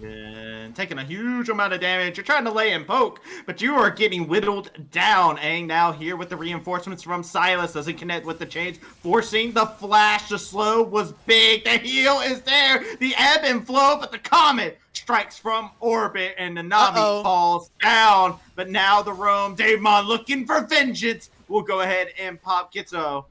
and that is a trade 1-for-1 in the bot lane. I think Daption, at first that trade looks a little grief. If you're watching, you're like, why did he go for that? Obviously, they're making the play. Kitsuo's coming down. Force them to be chunks so that by the time Silas gets here, they can look for a kill, they can look for some summoners, and they get all of that from Detro. But Robbie Bob's not able to match this at this point, so Dave Mon finds a perfect timer to come down, pick up double buffs, and kind of make up for that early deficit that he found himself in, as Smalls now punishing. Smalls with the double tap onto the back of Daption's dome. Tried to flash away from those shots, but this is the power of Nami Lucian. If you are within range of the Lucian, you're willing to get popped. Now look at this. Silas coming back to the bot side, said, hey, didn't I just take care of business down here? Smalls drop down critically low, lays in a good amount of damage, but Trickster has vengeance of their own on the mind. Remember me, I'm from Chicken Camp. Smalls will be able to finish off the kill, and 2 kills to this bot lane. Smalls looking like they're pulling a repeat of last game. Oh, he doesn't have double. Oh, yeah, he still has the red buff.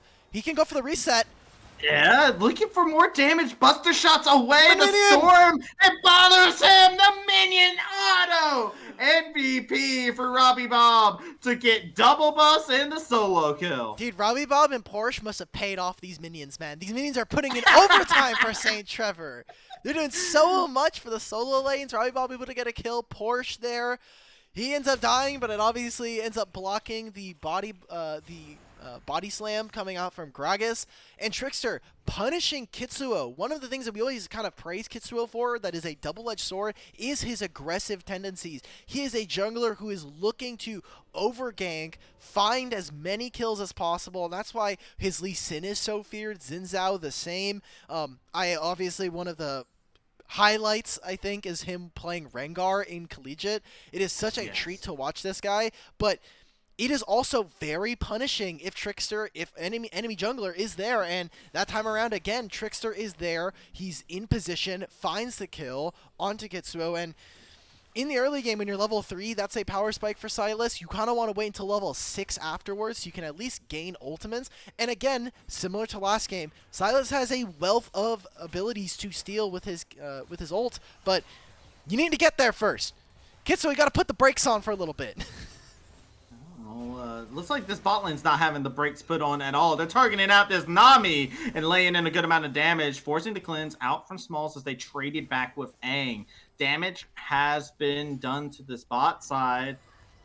UST, they're not a team that's able to pump the brakes. I'm going to tell you that right now. Yeah, they remove the brakes from their vehicle, whatever they're driving, whatever they're piloting inside a draft.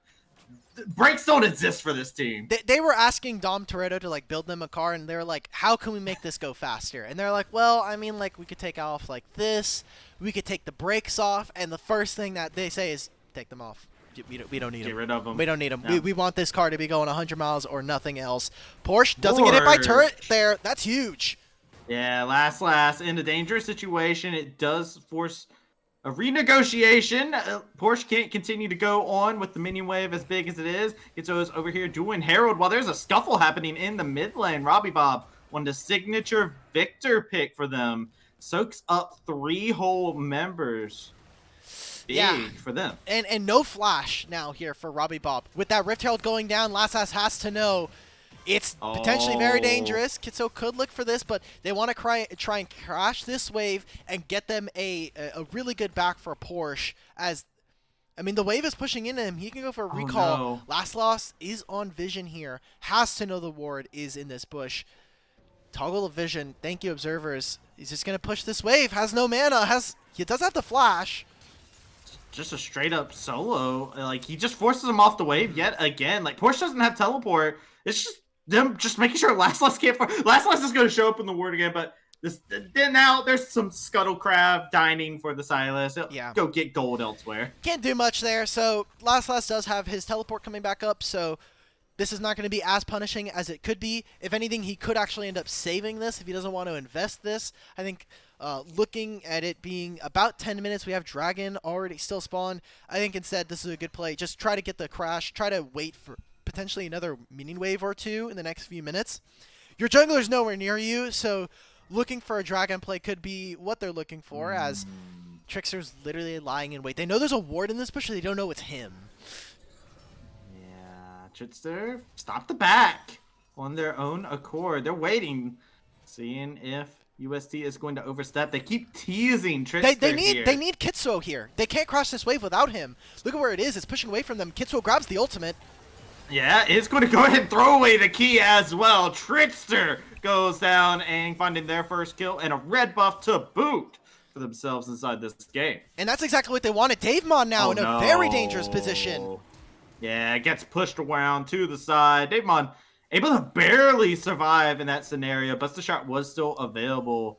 Dragon looking to be the next thing on the mind of UST. In this squad, they find themselves a little smidgen of a lead. Some good things for this UST squad on the horizon, it seems. Exactly. And now that they got that play, now let's take a look at this. We were talking about how difficult it was for UST's bot lane to walk up, and this is exactly why. They needed someone to be able to bail them out of this situation. And Kitsuo comes in, steals the Sejuani ult, grabs this kill as well, and it lets them walk back up into the lane. So now with this, Davemon, he's too aggressive. He's too far forward. I think actually, if Robbie Bob is communicating properly with his jungler, he's saying, look, he has W up. Wait for him to jump over the wall and we have that kill. But instead, Kitsuo is thinking, hey, I have enough damage. I can just go for this. I have my alternator. I have the Fiendish Codex. I think I can go for this. They get the dragon in the meanwhile. So, and with those Rift Heralds going down, those are 2 plates being split between Kitsuo and Robbie Bob. So, can't be too mad about that. Trickster here waiting, has flash, has ultimate,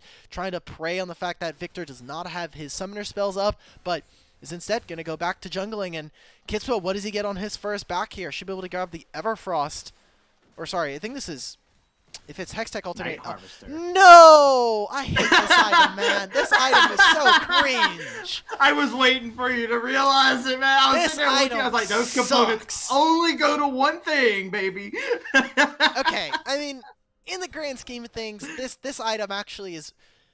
The reason why Night Harvester is so strong is because of how much ability haste it has on top of it, especially alongside it, and the burst potential that you can use with it. If you're able to get multiple procs of it off in a fight, is actually not that bad. In the grand scheme of the game, I don't think it changes all that much. It's just funny. Robbie Bob. Yep. Getting Goomba stomped mid lane. That's how it is. And now bot lane now. They've gone for the 1v1. It seems like they've made a pick onto Detro. And so with this, they have a couple options. There's no dragon available. And obviously they know Sylas is bot side. Trickster instead wants to try and collapse, wants to try and find out where Sylas is.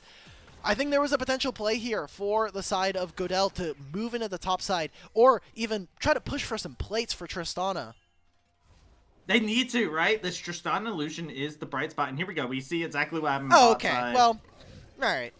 Very traditional. Yeah. I thought they were going to try and move Davemon. I think they end up going for both plays where they end up trying to go in for this. In the end, I think this is probably the best if you kind of look back on it now. Hindsight is 2020.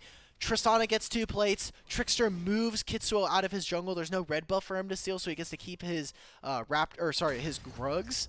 And Davemon still gets out. Tristana ult taken has a pretty big AP ratio on it, so potentially looking for this dive. Look at where the minion wave is. Porsche setting it up. Last has no ultimate, does have the flash. And needs to outplay this scenario. Here comes Kitsuo, is going to be able to find that situation and just no about playing that. That was just a pop. Point and click Buster Shot. Aang getting engaged upon. Look at how much damage just got dealt to Smalls immediately. Daption trying to tether on. The arrows not finding their mark. Daption just throwing Hail Marys off to the side. Nice. Smalls eventually does go down into the bot side, but in the mid lane, Davemon has to weather the storm that is this Victor Robbie Bob. Laying in a good amount of damage. Jungler is here to be able to back up Robbie Bob. Looking to continue forward a little bit more. Touches out of it. The fancy footwork. Robbie Bob on Victor is unmatched. Man, he just sidesteps it. The shoes are on. He even has a Stork shoes, so we really can call it the blue suedes. He's got them on and ready. Davemon's going to try and cheese this kill. Kitsuo, why are you melee range into Silas, man? Davemon, what are we...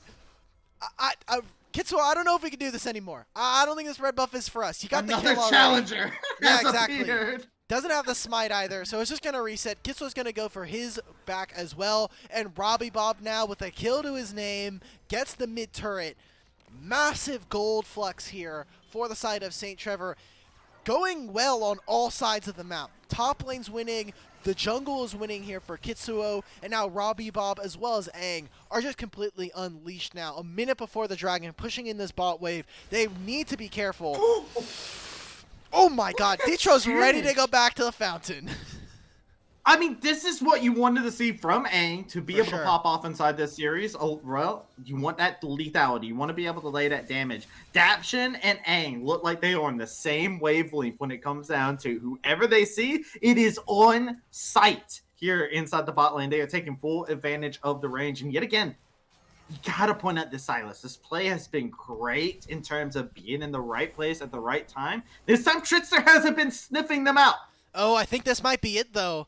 Davemon's in a really good position. Trickster goes in. Yeah, Aang is going to pop. Shutdown going over to Davemon, continuing forward, but the gravity field forcing the flash from Davemon, has to reposition. Uses the rocket jump to get out of harm's way. Trickster in a bad way, though. Throws the Glacial Person after it's been hijacked. Doesn't tag any members. Nice. Good use of the bubble. The explosive cast gets overshot just barely. And now Smalls joins into the fray while Porsche jumps in from the other side. A new challenger appeared from both sides, but there will just be wounds that will not amount to anything further than a couple recalls and a dragon being pinged out by UST.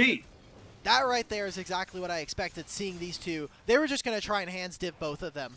Davemon's going in. Small sees his angle with the Gale Force as well, but, you know, we got a little too hyphy there. There was a lot of missed abilities. Yeah. Abilities were going haywire. I think they were hitting my fridge back at home. Maybe Kai got hit with a few of the Gragas barrels.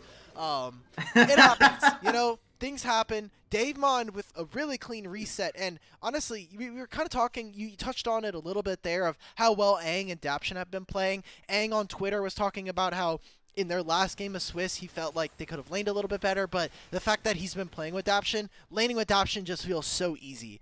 So that right there, at least they're feeling it. You know, they're getting in the groove, but they still need to be able to kind of rein it back in, bring home a victory for the St. Trevor squad as they start up this Rift Herald, looking to try and take control of the side lane. They already have this mid-tier one, and so they could continue to play for a Jax or start to pile on this gold and wait for that dragon that's going to be spawning in 4 minutes to really compound the issue of, hey, we have a scaling advantage. They have the first 2 dragons here for St. Trevor.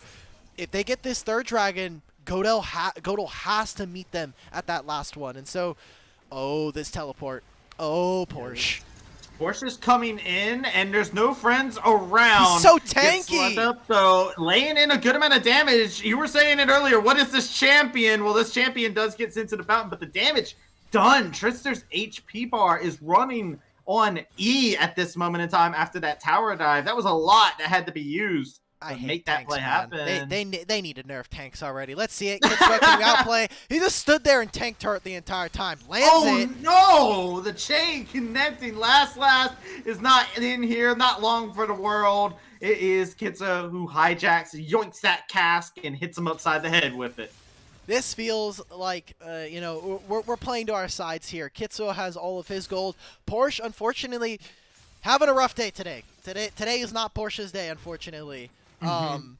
Happens, but when we're talking about, you know, the key players right now, Kitsuo and Robbie Bob are off to the races. He has his first item already completed. Tier is soon to be done as well for this Victor, and he's 5-2-3 as this Silas. Kitsuo finishing his 2nd item, Shadow Flame here.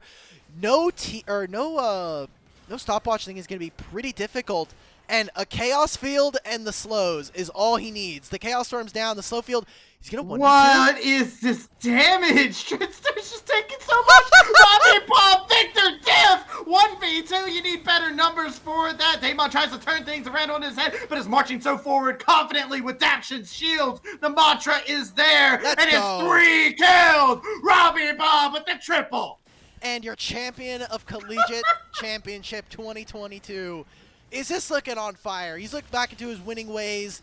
Same with Kitsuo. Gets this kill. Culling's out. Last. I don't think you're gonna be in. You're not gonna be able to contest for much longer. No. So they're taking every single turret. And Travis, see, similar to what we were talking about, kind of before this game and at the end of game 1, I think this game is chalked. This game is looking all in favor of St. Trevor. You and me were talking about the game inside of our extended break that we got there, and one of the things that I said was, I like the composition that we see over here on this blue side. It's really good. It's very stable. I love seeing mid lane Tristana. Robbie Bob Victor scares me. For some reason, my heart tells me that UST got this because of the Victor just alone, and putting on a great performance on the champion. But it's not just a solo performance. Aang's been great. Kitsu has been great. The question now becomes, how do you come back from this if you're them, right? Like, you're 8K behind. You're struggling to find a position. Not like that. Things like that happen. The Night Harvester value coming in. There you go. I was going to say, kind of touching on a little bit at that point, we did see Davemon and Trickster, I think, do a really good job of pressuring Robbie Bob, but I think they were missing one final component. And as Porsche here gets hit with the 1v2 smalls, wonder who they're going to give this kill to. It should be over to the Lucian. They're not getting Porsche get out. Porsche hits the Ghost. He's out. I was going to say that Detro has been a little bit of that success of being able to gank another lane. We saw it in the first game with the Nautilus. And because he is playing Nami, part of a lot of Nami play with Lucian is the fact that sometimes you do feel like trapped or chained to your AD carry. I'll hold that as we go in. Oh, Glacial Prison goes wide, and Robbie Bob finds the kill. Trickster nets up godlike for UST. St. Trevor looking clean inside the play. Go Golden, says the Silas. Robbie Bob finding more. It's a trip. Make it into a game. Ace goes out. And UST, they are going to get inhibitor in the bot side. They're going to clear out this mid side. We're 22 minutes in, and UST is in firm control. Man. I don't think they'll be able to end. Trickster's up. They do have a bot wave here, and Robbie Bob, he has 2 items, and he has the elixir already, so he's doing bonus damage. Aang, stop hitting the inhibitor. This does not matter. Just hit the turret, man. Hit the turret. Okay. I think that turret could have gone down a little faster. I think in the end, it doesn't actually matter in what order they do it. They get both inhibitors. They get another turret there. It is 9-0. In terms of turrets, we're looking at Baron. Obviously, no Rift Heralds going over to the side of GODL. You have no Dragons as well. The Dragon is going to be finished here by Kitsuo. And I don't even know if we're going to get to a Soul. It's going to be another 5 minutes before we see that. And I think by that time, St. Trevor are going to be looking to be very aggressive. And now this is their timer for GODL. Start up this Baron. You have double marksman. Lucian is not here yet. Teleport is out. Robbie Bob, though, zoned out. Here's 4 Porsche. members there. Porsche's over onto the backside, looking for the possible flank. They sniff it out. They know that Jats is over there into the side. Half HP barge for 2 vital members. Porsche finds out somebody off on their own. Davemon goes down. Robbie Bob ascends the godlike. Minions are pushing into the base. Gitsuo with a nice flank is going to be able to throw it a tsunami of their own. Counter-Strike comes into play. Aang free firing with those arrows. Gitsuo will go down for the play. An overextension, but Robbie Bob teleports in from behind. Zaps him on away. Porsche looking to see if they get the Counter-Strike, but it's just going to be game. St. Trevor are going to come out victorious here in game number 2. And, oh, geez, what a statement game from them in return after game number 1. They stopped. It was looking a little bit dicey in the middle of that game, right? Like, we saw Tristana start to get ahead a little bit. The bot lane wasn't necessarily. Trickster was able to punish Kitsuo on one of his timings, but that game very quickly got out of hand. As you see, Grapes was not having. Grapes is like, oh, okay. We finally get a full 3-game series, so thumbs up. We made it. We get to finally see the conclusion of this series in the last potential game coming up, but Tune me in. We were Grapes. Get back in here, man. Just hey, what a game that was. Yeah. UST. Robbie Bob. Did we forget this guy was in Challengers last week? I mean, what a Victor game. That was a vintage Robbie Bob performance right there. Yeah. Yeah. I see Victor, I see Robbie Bob, and I'm like, all right, it goes to the Nets game then. Like, it's just so it's this squad plays so well around Robbie Bob being able to just take the Victor. Doesn't even have to win lane, really. Just able to find one team fight where they're able to hand check somebody, and then Robbie Bob pops off, and then Kitsuo just can play random things, and it catches people off guard, it feels like. Yeah, I feel like Stylus is normally like I think of it as like a scaling jungler that likes to farm a lot, but Kitsuo played that like basically like an AP Lee Sin, just like running around, didn't care about anything, somehow still got insanely far ahead, and him and Robbie were just kind of some of the big reasons behind that win. That's basically what he does on every game. If we're talking about Kitsuo, is like the various different skins of Lee Sin. It's like the Armut meme, but like kind of like you could play Stylus Lee Sin, you could play Wukong Lee Sin. Yes, he can play Rengar Lee Sin. It's great. It looks great every time we see it. Obviously, it worked out for them this time, but I think there are still a lot of holes for St. Trevor to try to fill in if they want to try and get this. One of the things that we got to touch on a little bit, but I didn't get to finish it just because the game kind of exploded, is the fact that Detro is chained to his AD carry. When you're playing Nami, you definitely want to be next to Lucian, but there is that weird power spike in between the early lane and by the time you finish Imperial, where you actually just lose a lot of trades. Lucian isn't particularly strong until he's finished his Mythic as well, so we didn't see a lot of Davemon Detro, and I think that was one of the reasons we got to see them win in Game 1, is the fact that Detro is out, impacting the rest of the map, specifically top lane, which was already kind of doomed at that point for last, but without that help, without Detro, Trickster, and Davemon together as a trio, we didn't really get to see Robbie Bob punished. We saw him, hey, we used the flash on you. Okay, we're going to leave for 5 minutes, and then when your flash is back up, we're going to try and get it again, which is nice, but isn't necessarily a winning formula, and what I would want to see from GODL going into Game 3. Yeah, I feel like that was a really big part of GODL's win. I mean, they were playing, obviously, Smalls had a really great game on the Samira, but it kind of all revolved around Trickster and Detro running around together and getting all the various carries ahead. And I think that, again, as you were saying, maybe something that has to be addressed in the draft, or maybe just the playstyle, as UST is looking to pull off the, I don't know, the mini reverse sweep. It's weird to call it a reverse sweep in one game, but it is kind of lose one, win the rest after that. We're gonna take a short break, fix some stuff up, and when we get back, it's the final matchup of the day.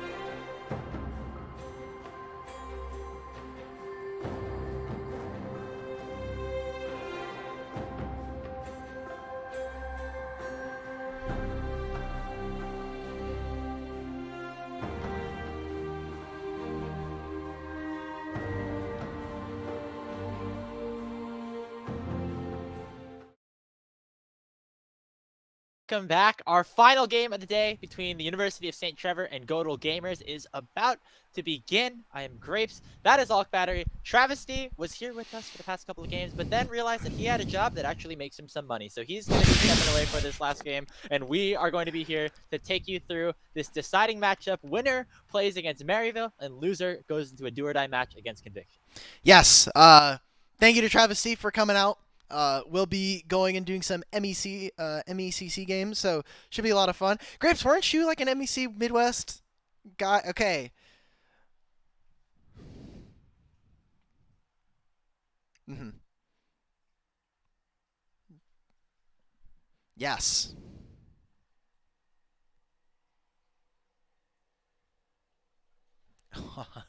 He's warmed up.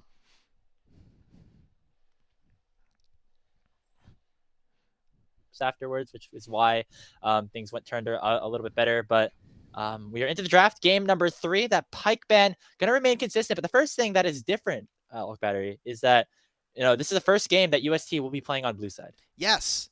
If I check my notes, which my tablet is locked, I'm not doing that right now. They have been almost exclusively playing red side for the most part. They played one blue side game against University of California, San Diego, but that's a 32nd seed. I'm pretty sure you can get away with a lot playing against probably the lowest rated by the committee. So already we're seeing more changes. Not only now the Gangplank is let through again for St. Thomas, but also now it's the Karmagon from the side of Aang and Daption. So I wonder what we were going to see. It blows my mind that we went through all of game 1 and there's just like no Lucian Nami randomly, and then game 2 like all of the team are like, wait a minute, this exists again.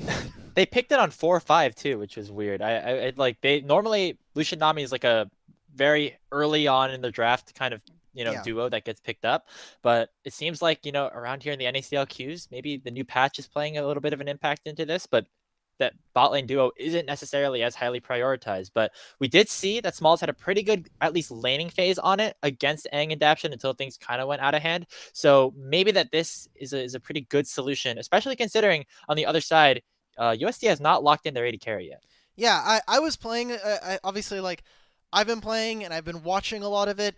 I don't think the Lucian nerfs mean anything. They tapped a little bit. I think Nami loses like 50 damage total, and Lucian loses a little bit of mana early, but it obviously scales better later on in the game.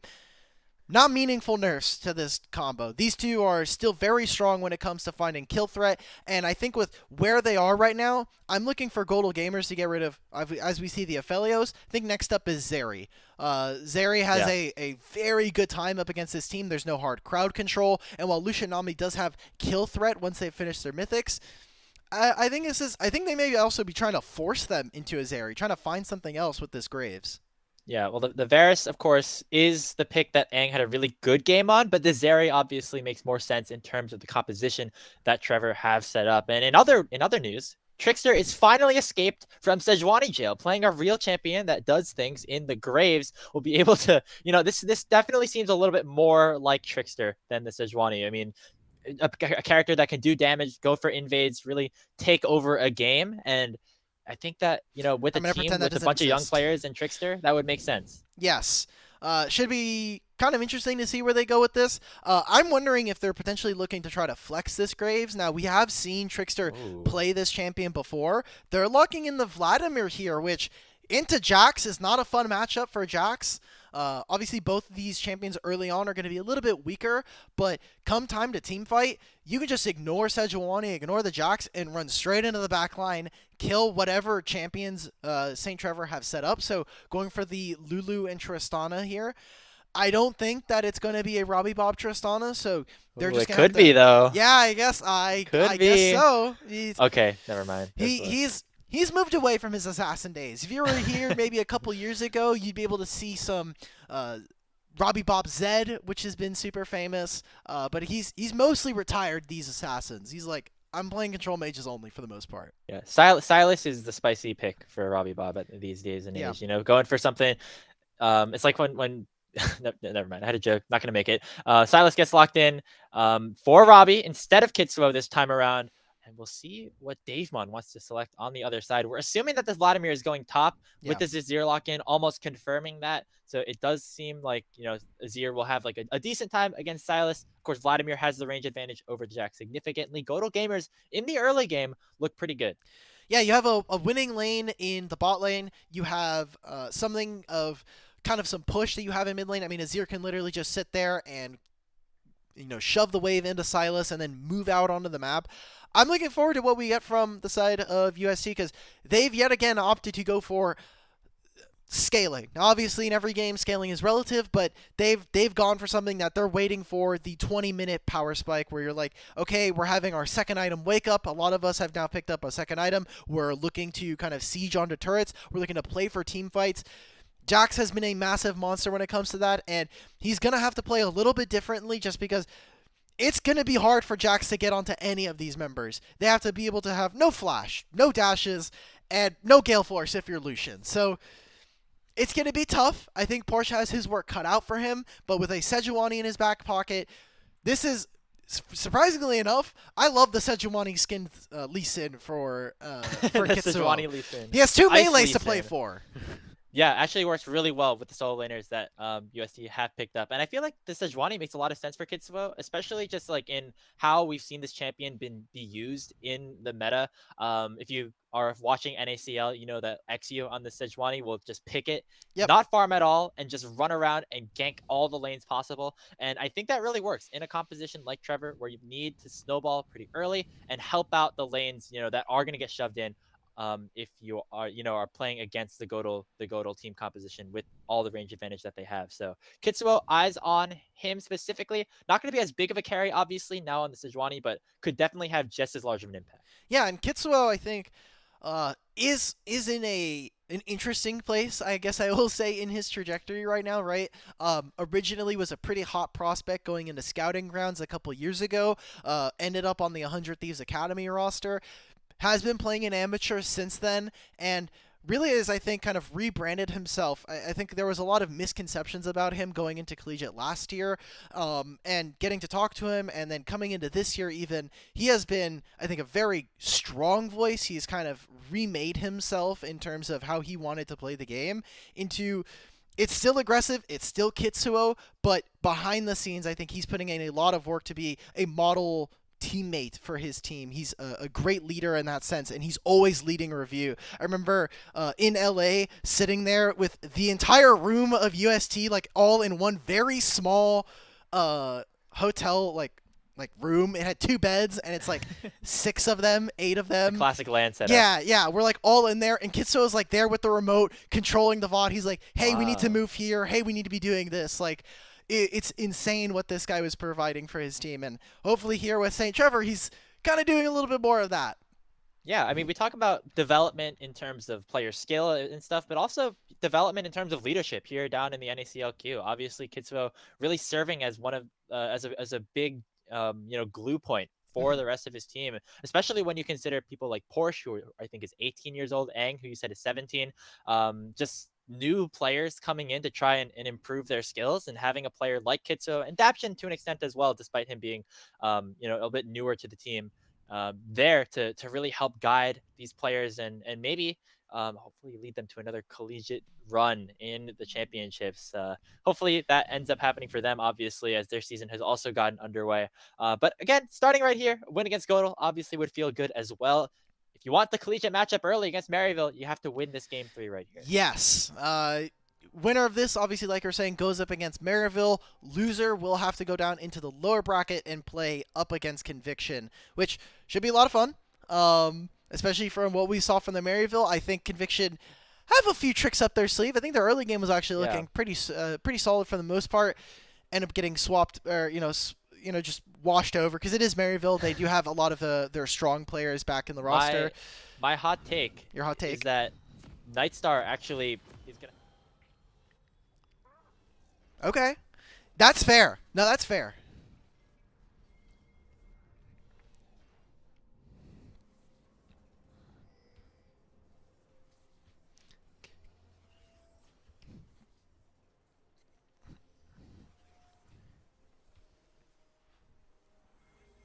bracket stage, and both teams looking to start off spicy. Ooh. All right. UST still doing their level 1 strategy, still trying to make sure that they can maybe find a summoner spell, but GODL, they just play it straight. They're like, we're going to go 5-point. We're not going to try and do anything super special here. And now Smalls, really good timing on that W. There was no vision, so he just kind of like guesstimated like they're probably here at this point. Gets a little bit of first strike gold, but aside from that, yeah, I mean it's like 6 gold at most for first strike at this point. So he's doing it, but really it's just there for the vision. They've put down a ward. Trickster's also swapped out his for the sweeper, so he's gonna dash over this wall, and they're gonna sweep over this. 5 gold going over to Trickster, 10 in total now, a little bit of experience as well. They're going to go for a late invade here. I love this. This is very, very aggressive. They know, hey, he's playing Sejuani. He's probably not going to be bot side. They're playing double range. They want to be in the lane early on, but without a sweeper, they're going to get noticed here. Detro had it, but... Yeah, I'm not sure. It doesn't look like Aang and Daption are going to try to contest this. It does just seem like Kitsuo is going to accept the trade, go for the vertical jungle, potentially. Going to be relatively difficult, though, with Last, as you said earlier, going to the draft, probably having a better 1v1 in terms of getting that lane pushed out. But we're already going to see some trading down here in the bot lane. Aang taking half the health bar as GODL just pushes their way into the bottom lane. Yeah, now Trickster can be here potentially. They have to know it. Obviously, walked over a ward. There are times, you know, when we're talking about the, you know, finding lethal or being able to know your timers here, Trickster's about to jump over this wall and have the worst time of his life. Oh, it's a 2v1, but both Aang and Daption He wants them to show. He's waiting for them to show. Trickster just waiting here. He's potentially gonna dash in now. He tried to buy as much time as possible, but still is gonna get caught out. The exhaust goes out. Aang has the flash, and that is first blood to UST. He wanted them to walk up on the wave bottom lane. He was waiting for them as Davemon is fighting Robbie Bob there. He's like, okay, they're not showing up. They're probably waiting in a bush. I'm gonna wait till the last second, and they had complete vision of him the entire time. Halo Blades putting in work. They used the exhaust. They've got the flash, like you were saying. Daption's farming gold off of him thanks to that. And it's 3 summoners for that kill in trade for Trickster. But now his bot lane is super far ahead. Obviously, like we're talking about, Kitsuo stole his Raptors and his red buff. So in a sense, this is really good for St. Trevor. But again, when you're looking at Smalls and Detro, I'm sure they're feeling, hey, we're quite even at this point. They had to take a recall there for Aang and Daption. Yeah, and at the end of the day as well, it's still a 1 camp advantage actually for Kitsuo this time around.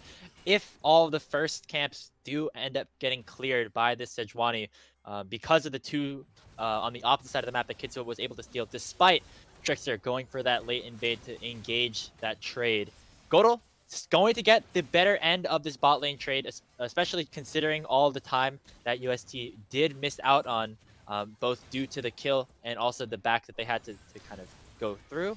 But I don't think it's going to matter too much because UST, they're up about 500 gold, and if they can survive here in this bot lane, things are going to go well for them. Oh man, Trickster is doing the sniper special. If you were if there's a tweet yesterday talking about how kill experience is really unbalanced for junglers. You see how far down Trickster is? It is only about like 2 to 3 camps right now, but he's the same level as Kitsuo at this point, right? And they can continue to go for this. Like, Aang getting aggressive. Yeah, this is a little bit scary. The bubble does land. Trickster has arrived. The smoke screen means that no more autos can come through onto Aang, and Smalls will pick up the first kill. Daption does get one back, and now Kitsuo is here. It's a 2v2. Health advantages remain on GODL's side. Smalls flashes over the wall, picks up a double kill, and Trickstar and Kitsuo are stuck in jungle combat. 1v1. The man with the gun is going to win this one. Kitsuo has to flash away, and GODL even up our kill score at 2. Oh man, that was very rough, and this is one of those timers that we were talking about. Level 1, Lucianami is very dangerous. Level 2 is where we could potentially see Tristana start to interact, and right here, they just didn't know that Trickster was behind them, so one last auto is the difference between Detro going down and Aang getting a reset. So massive for them. And this red buff is still in rotation, man. Like, this red buff from level 1 is never going to go away. He gets that. He uses the flash to try and get Daption. And We talked about it in the kind of post-game there, but Lucian and Nami does get a little bit weaker until they finish their mythics, and then every item spike after that is another kind of like, hey, we can go for different kill threats. It kind of changes the parameters in which you can find, solo kills, the 2v2s there. So right now, Aang and Daption, as long as they're together, they should be winning a lot of these trades. Right there, Trickster, he upsets the balance. He's like, oh, okay, well, now we've... Aang, he had no summoners, right? Because he used them all on Trickster earlier. Yeah, and just going to come back and kind of put his revenge in down onto the bottom lane. Aang now actually significantly behind, despite the really nice play that they ended up going for. It's because this Lucian Nami is so oppressive, despite the nerfs, as you were saying. Smalls and Detro were able to continue to pressure themselves down there and just really capitalize, especially with Trickster making a return. Something that, we've been talking about the couple games, not only in topside but also bot lane, when we're talking about wave crashes. I'll hold that as last Trickster's here. Ultimate advantage is onto Porsche. Pops that ulti. Last does have a lot of healing here. Trickster does land on that smoke screen. Looks like Porsche is going to get away. Jax is just... He was so tanky there. Yep. Nobody could touch him. I love Grandmaster's Might. That ultimate is so cool now. I'm glad that he just gains more and more magic resist. And armor as well. So similar to what it used to be, but obviously it gains more the more people you hit with it. So kind of incentivizing you to go 1v5 Jax mode. But that investment from Trickster means that UST, St. Trevor, are able to go bot lane. They're able to push out this wave. Before that, I was talking about how a lot of the junglers have been playing, at least in this series, playing on crashing waves and helping their laners to get the minion wave under the turret and maybe even go for dives. Tristana can never freeze a wave. Unfortunately, you have a few... Level 1, you can do it by just not putting a point in your E and just waiting until you're actually ready to fight them. But after that, your E is always going to push the wave. You're never going to be able to freeze. So it means that the wave is always going to be pushing into them, and they can never kind of try to play for a Kitsuo angle where he's getting creative with it. It always has to be either halfway through the lane, or if maybe GODL looking for a push if Aang and Daption had taken it back. Yeah, it means that Kitsuo actually has to play a little bit more reactively rather than trying to set up plays with the bot lane. You have to be an honest Sejuani, right? Which is, you can't try to manufacture things, which is again kind of one of Kitsuo's strengths, which of course makes this a little bit of a different scenario for this game number 3. But hopefully things are going to work out for him. He still has not pulled off a successful gank, which is something that is relatively surprising here at the 8-minute mark, but looks like the rest of his team is doing pretty well, and hopefully we'll be able to work things out. Robbie really wants to crash this wave. Might have to be a bit careful with Trickster here in the wings, but it looks like the minions will be able to get under tower, and Robbie can go for a reset. Yeah, maybe the ultimate was just kind of about to go off. Obviously, if you have Silas ult, if you're just holding it on for too long, it just disappears. So might as well use it before you lose it, and ends up pushing the wave. I don't think he's looking for a recall quite yet. He only had a Ruby Crystal and the Sapphire Crystal, so don't think he quite has Lost Chapter. Maybe he's going to go for the Rod of Ages. That's been something that we've been seeing a lot. So, Aang, they're trying to find this onto Detro. Exhaust used. Oh, he flashes over the bubble. Is it enough damage, though? The exhaust actually has significant value here, but the resets do come in. Aang does force a flash away from Detro. Davemon does scoop Robbie Bob in under the tower, and we'll have to use the Kingslayer and the flash defensively. Kitsuo throws at the Glacial Prison, only landing in onto Davemon. Trickster has arrived. It's a 3v3, but it doesn't look like anybody is going to fall. Wow, and all of that means it's not only a flash advantage, but look at Smalls right now. Almost 30 CS, and he's able to crash that last minion wave. So good job from Detro to live. An unfortunate error there for the side of St. Trevor that they're not able to get that. Daption's not in range to ignite onto the Nami, so no kill there. And they even get the summoner spell out of Robbie Bob. Trickster. Oh, man. Just gets bursted. Robbie Bob and Kitsuo, the dynamic duo, finally, that double melee combined with Sejuani does come out with a kill. Very close. Very close, but they're able to find that. And Trickster kind of not having his day now. Game 1, he was everywhere. He was inside Robbie Bob's, inside of Kitsuo's head. He was anywhere that Kitsuo wanted to be. That's where Trickster was. This time around on the Graves and the Sejuani, and even last game, he's just not working out. His team is not able to kind of provide him that same kind of comfort that we were seeing in Game 1. We'll have to see what happens now. We talked about it at the beginning of the day. We talked it a little bit during Game 2, though. Aang and Smalls is looking like the matchup to beat for these two.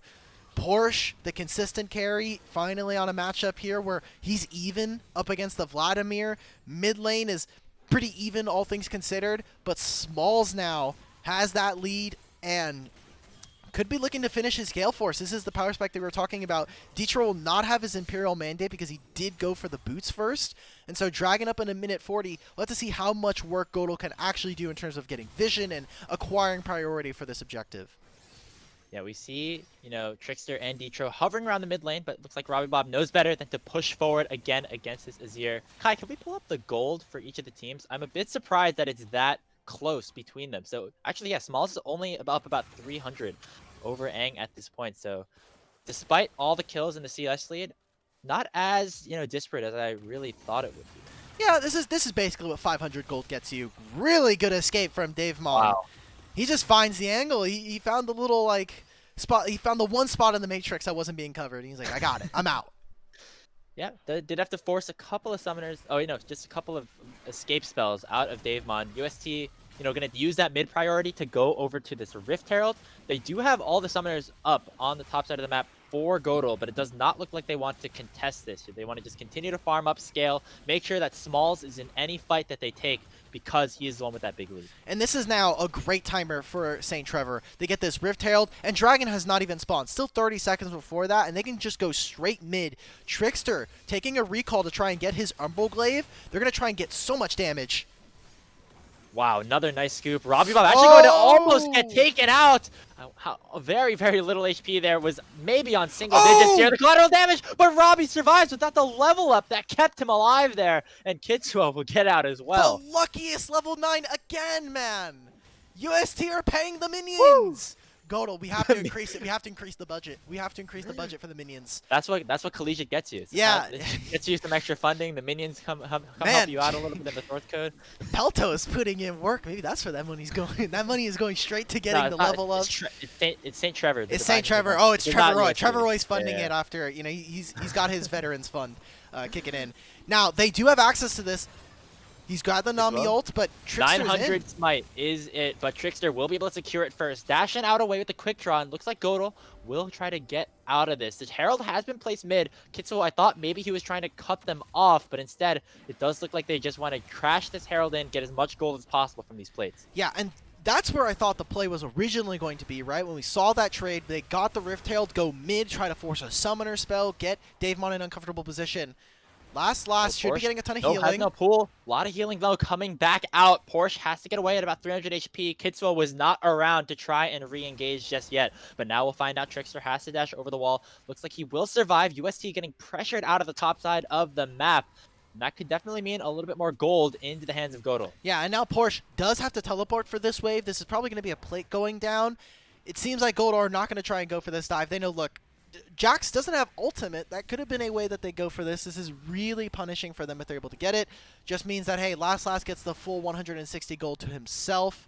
And potentially Trickster here going to help him on this next wave. He doesn't know where Kitsuo is. So I think without God Vision, this is a really good play. This is obviously them trying to protect their solo laners. But while he's doing this, Kitsuo is going to go ahead and farm his camp. Something that I didn't think I was going to be able to say today. If he's paying attention... Yes. I don't know if you can see it, but you do see the pet kind of jump out of the bush. And we saw from the observer, like the toggle of vision. Porsche? Oh, did Porsche see it, though? That's the question. Trickster is going to stay around, does cancel the back. You could see it. Oh, you could see the little bush. He's right there. It might be an observer bug. Yeah, maybe. It definitely has to be because he's face-checking here. Porsche does have that counter-strike out, but Last does use the pool to try and escape. Trickster does have the collateral damage, and we'll even out our kill count at 3. There we go. And... hey, there was no jungler there to cover. Doesn't even matter. We just get the 2v2. Detro and Small is able to escape. So Kitsuo, he took his red buff and came bot lane. There we go. He wasn't going to do all those camps. Those camps are for losers. We're here to kill. To press so many buttons to like kill all the. Yeah. They're trying to find this. Daption should be dead. Yeah.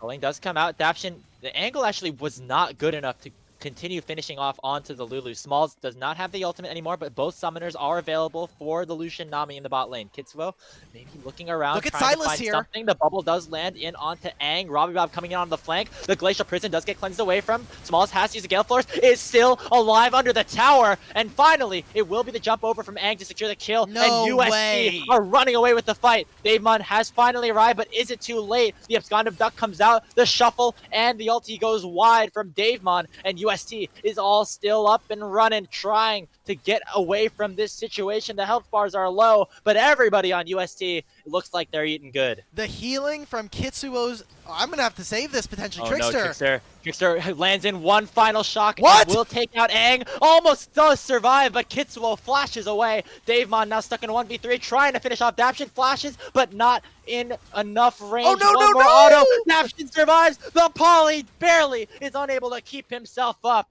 Kitsuo finishes off the kill onto Davemon, and a huge win for UST. How fitting that it's Robbie Bob and Kitsuo for St. Trevor that are the last ones to survive there. Robbie Bob coming off of a roam. He had finished his Rod of Ages, so he goes right into that bot lane. And hopefully we have a replay, because there's so much going on in that fight. The fact that Kitsuo lives for so long, even with Trickster coming in at the back end of that, is a massive swing for them. It's only 500 gold as we get this replay. Watch where Robbie Bob is. Now, obviously, there's a ton of healing coming in. There's not only the Lulu, but you also just have the Radiant Virtue being procced. I'm sure that there's a Triumph somewhere in here for Kitsuo, but he's tanking for so long. Gets one. There we go. Gets the kill. Last turret auto. Another level? Heal. Another level up? Yeah, I may be. Davemon comes in, and the Azir shuffle, like, there's no one else under this turret, and without being able to buy space, I mean, Azir's just not doing damage. He's hitting the minions at this point. They're trying to stop under their dive. We get to continue in this replay. Like, Aang probably should have just left. He should have, yeah. Kitsuo leaves because of Aftershock. And then this kill right here, the order has been given. Daption almost survived. It would have been the most unfortunate thing for Davemon and the rest of GODL. Might have had to just like FF at that point if Daption did not just go down. Trickster maybe in a little bit of trouble again. Robbie Bob barely misses out on the chains as we are right back into the action with the dragon spawning in 15 seconds. Wow, they got the bot turret during that play. The top tier 1 had obviously fallen during all of this, so Porsche is just farming this away. And you see now, he has teleport. Last does not. He has to come mid lane. Wow. The chains land over the stolen Azir ulti as well. Smalls has to burn the Gale Force to get away. Still has the ulti available, but has to now play this fight at range. Kitsuo does get shuffled in, will get taken out. The jungler for UST is down. Now, St. Trevor still has positioning around the dragon, but Trickster is alive and has the smite. What will GODL do? Do they have to just fight their way out of this? Last takes so much damage, and it looks like instead they're going to try to go mid. Okay, they can't enter through this. They have no way to do this, so they can't start up the dragon. They lose mid-tier 1. Aang, don't do it. Okay. Good punish coming out from GODL gamers there, as I think it may have been a little bit of a miss, some miss-synergy there, some anti-synergy coming out from Robbie Bob using the Azir ultimate, and then Kitsuo using the Sejuani Q stops him mid-air. So he not only that, he doesn't even have flash, so he can't jump over the wall once he's there. Trickster. Robbie Bob just doing so much. Dragon be damned. We're going to go for an all-out brawl. Last coming in with the Chemo Plague. Once again, a huge E will take down Daption. And now he flashes away. And Vladimir will survive. Davemon will get taken out, making it a 1-for-1. The health bars on GODL are not looking good. Porsche has arrived. He'll look to jump over with the Warthog and finish off Trickster with one final auto. The Graves will survive, actually. And now Robbie Bob has to be careful as well. Trickster with the collateral damage nearly takes out the Silas. These fights are on a knife's edge. The gold is still even, and it's 19 minutes into game number 3. We just keep throwing it, bros. Like this is literally just Burger King versus McDonald's. We're just watching burger flip back and forth. Cheese side up, cheese side down, we don't care. We're going to continue going for this. And this is the kind of game that I was hoping for coming into this series. This was looking back at all the tape that we got from the OQs, from the Swiss rounds. This is what I expected. Maybe both teams in games 1 and 2 were just kind of shy. They were still waking up, except for maybe Trickster, considering he had played some of his collegiate games. Everybody else was still waking up. This is what they want. They do not want to go into the lower bracket of this GSL group. They want to be able to go forward, and potentially, get as far as they can. right? Because you are going up against the undefeated Maryville for whoever wins this. 5-0 in Swiss, undefeated 2-0 up against Conviction earlier today. And the loser just has to go and play Conviction, right? Like, no offense to Conviction, but a lot of people, they weren't supposed to make it. They were not in the top 16 seeds coming into this tournament, so every win for them is an upset. And that means we probably will see another matchup between these two teams at some point, which makes me very, very happy. Yes. Because it's just going to mean more games like this. And I have a feeling, Dimitri, we're going to be here for a while because it does just seem like these fights are not ever decisive for one team or another, which means that they're just going to keep throwing themselves at each other and nothing is just going to happen. Yeah, it'll be a couple more objectives, right? We're looking at now GODL, or they have 2 dragons here. Now, Davemon, all by himself. There's no teleports. Ooh, and okay. they just get the Azir ultimate. I mean, it's just this minion wave. I don't think it'll mean much in the grand scheme of the game, but because we have 4 minutes until the next dragon, it is 2-1 in dragons for GODL. And if they can get this third one, they're going to be in a pretty good position. 2 Ocean Drakes for Vladimir, potentially Ocean Soul for him. That is a game-winning spot for basically any team, even without the Vladimir. Yeah, the Vladimir, especially the Nami as well, would just help for so much extra healing. You see Trickster going for a Gore Drinker as well. That would just be so good, but they have to get to that stage of the game first because UST is not laying down onto the aggression. The ultimate comes out from Kitsuo, and Ditro has to flash away before being taken out. Okay. Aang will land in that final shot. The culling will barely tickle the back of the pig, and UST find another opening mid-tower in their sights. Man, Kitsuo, I love how flashy you are. I don't know if we needed to flash the single Nami ult when you're at full HP with Radiant It's just a Virtue. flex. But it definitely was a flex. So now they're going to start breaking down mid-turrets. Robbie Bob's looking. He has the They're just Azir going to ult. dive in. There's a shuffle as well. Trickster gets him taken out. Davemon does have the exhaust onto him and no longer has that escape with the shifting sands. It doesn't look like it's going to be punished, though, but it is 21 minutes, which means to Alec Battery, UST going to head to that Baron without a jungler alive. They got to be careful, though. Aang is pretty low, and look at all of the abilities that are not available to the side of St. Trevor. They still have a bunch of ultimates here on the side of GODL, and they take this pretty fast, but if they can get into the pit, Vladimir, especially with this ult, can do so much damage. Yeah, GODL's going to have to fight this one out. It looks like just the presence of their bodies is enough to get St. Trevor off of the objective. They knew that they could get the Baron, but they weren't sure if they could win the fight afterwards. Now, coming up, there's going to be a pretty massive spike in the next minute and a half or so. Robbie Bob will be finished with his Rod of Ages, be level 14 potentially, level 15. Real quick, actually, if we could just toggle to Robbie Bob, I want to check how far he is in his experience bar. So yeah, he's going to be hitting 14. If he can get a little bit more minions, he'll get closer to 15. But really, we're just looking at how tanky he is going to be. So much HP, as well as picking up the Shadow Flame here. He is going to be in a pretty nice position. As I like how Last is just getting aggressive on Porsche. He's like, "You have no mana. I'm walking you down." Yeah, just forcing him out of the lane. Actually, pops both. They both pop the ghost in that Yeah. situation as well. And there's nothing really to fight over at this point anyway. And so if you're on the top side of the map, might as well just kind of force people out of the lane. Get the items and farm that you need. Think if Last can pick up that Shadow Flame or the Death Cap, whatever item he ends up going for. And of course, if that Rod of Ages will get finished out before this next dragon, it will be crucial for either of these teams. And I like how this is just a small thing that Daption is doing. He is just using his Shirelias basically on cooldown.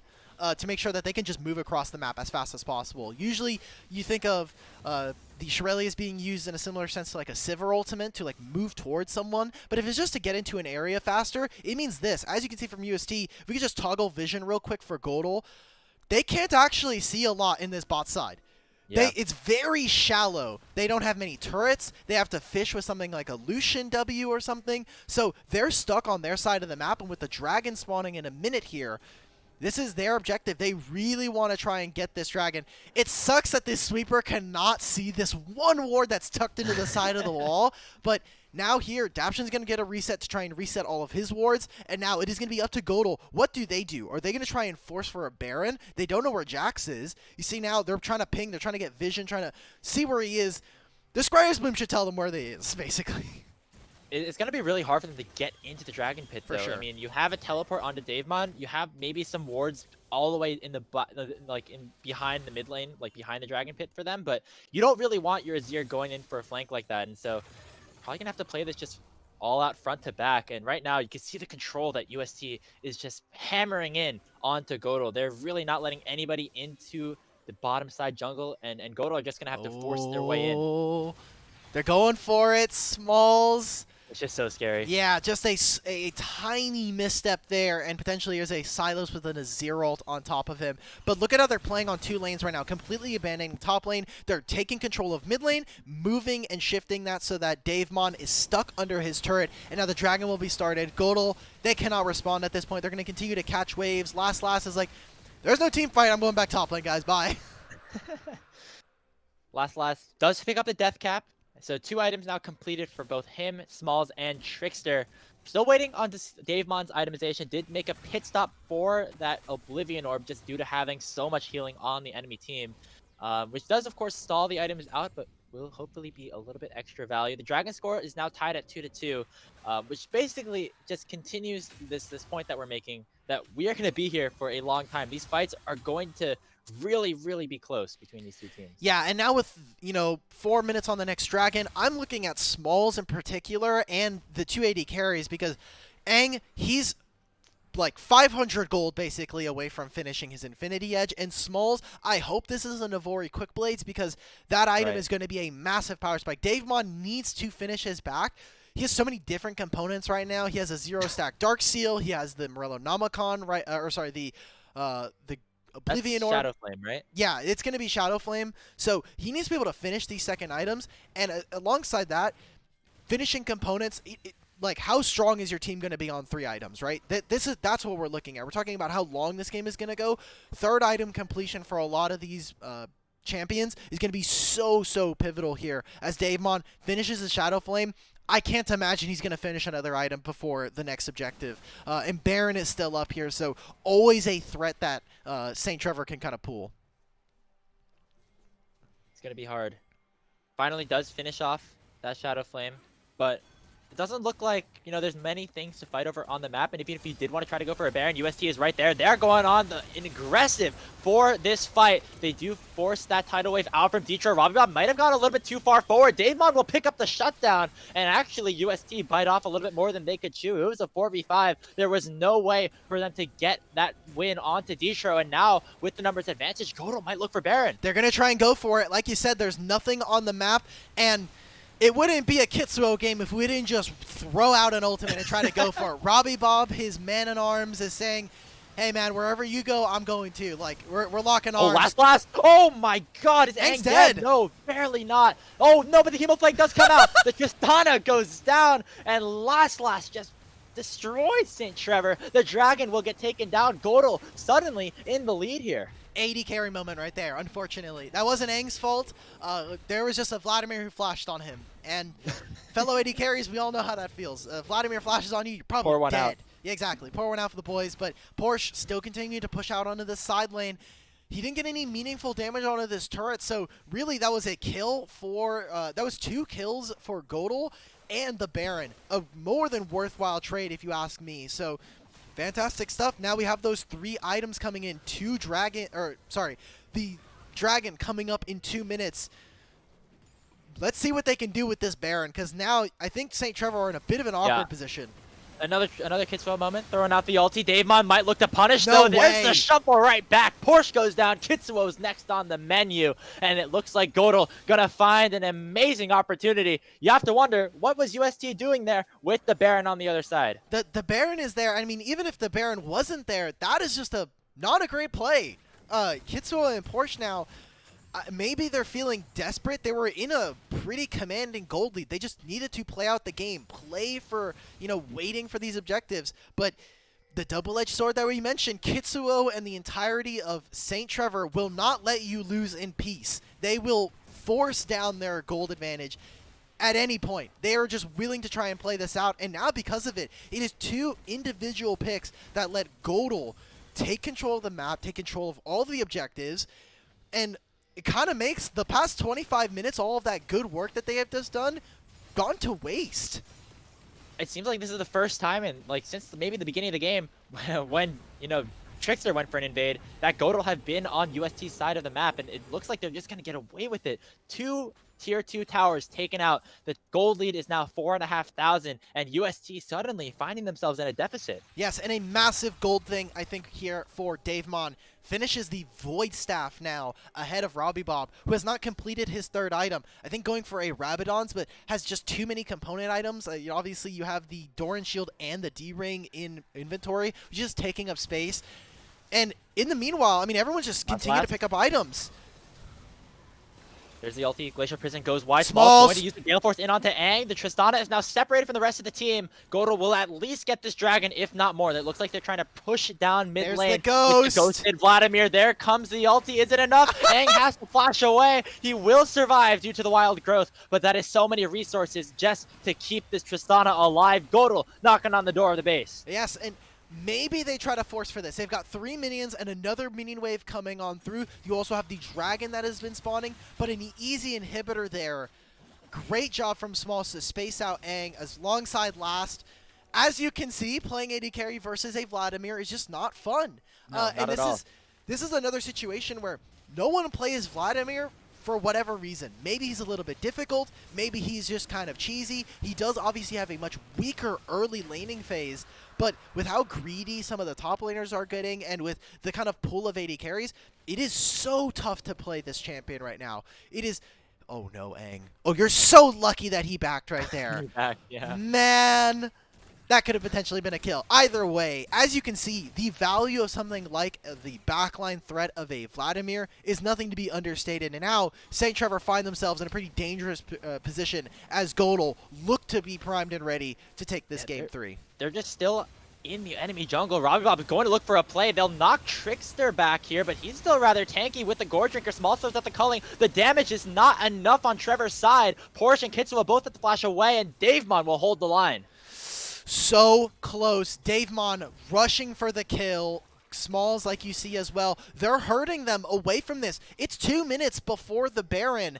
Getting important summoner spells and the such are very good, and now they're just looking for anybody from St. Trevor. Have you gone all the way back? No, they take their recalls right in front of them, and now they again have control of the mid lane. One thing that I will say for GODL is that their control of side lanes right now is not amazing. They're potentially going to lose this top tier 2 thanks to just minions alone. If they're able to push these waves out, they're in a fantastic position for this Baron coming up. It puts a ton of pressure onto St. Trevor to be able to manage all of these waves coming in, the super minions that are in mid lane as well, with the threat of a Baron looming ahead of them.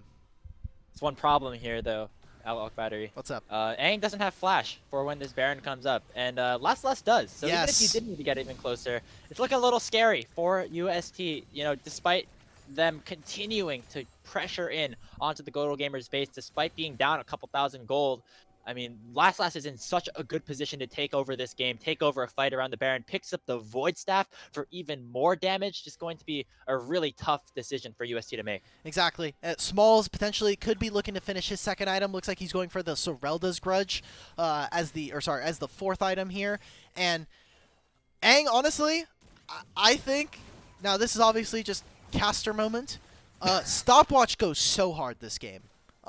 You can stop the Hemo Plague from hitting you. Once that's down, a lot of the kill threat is just gone from GODL in terms of the Vladimir. And look at this.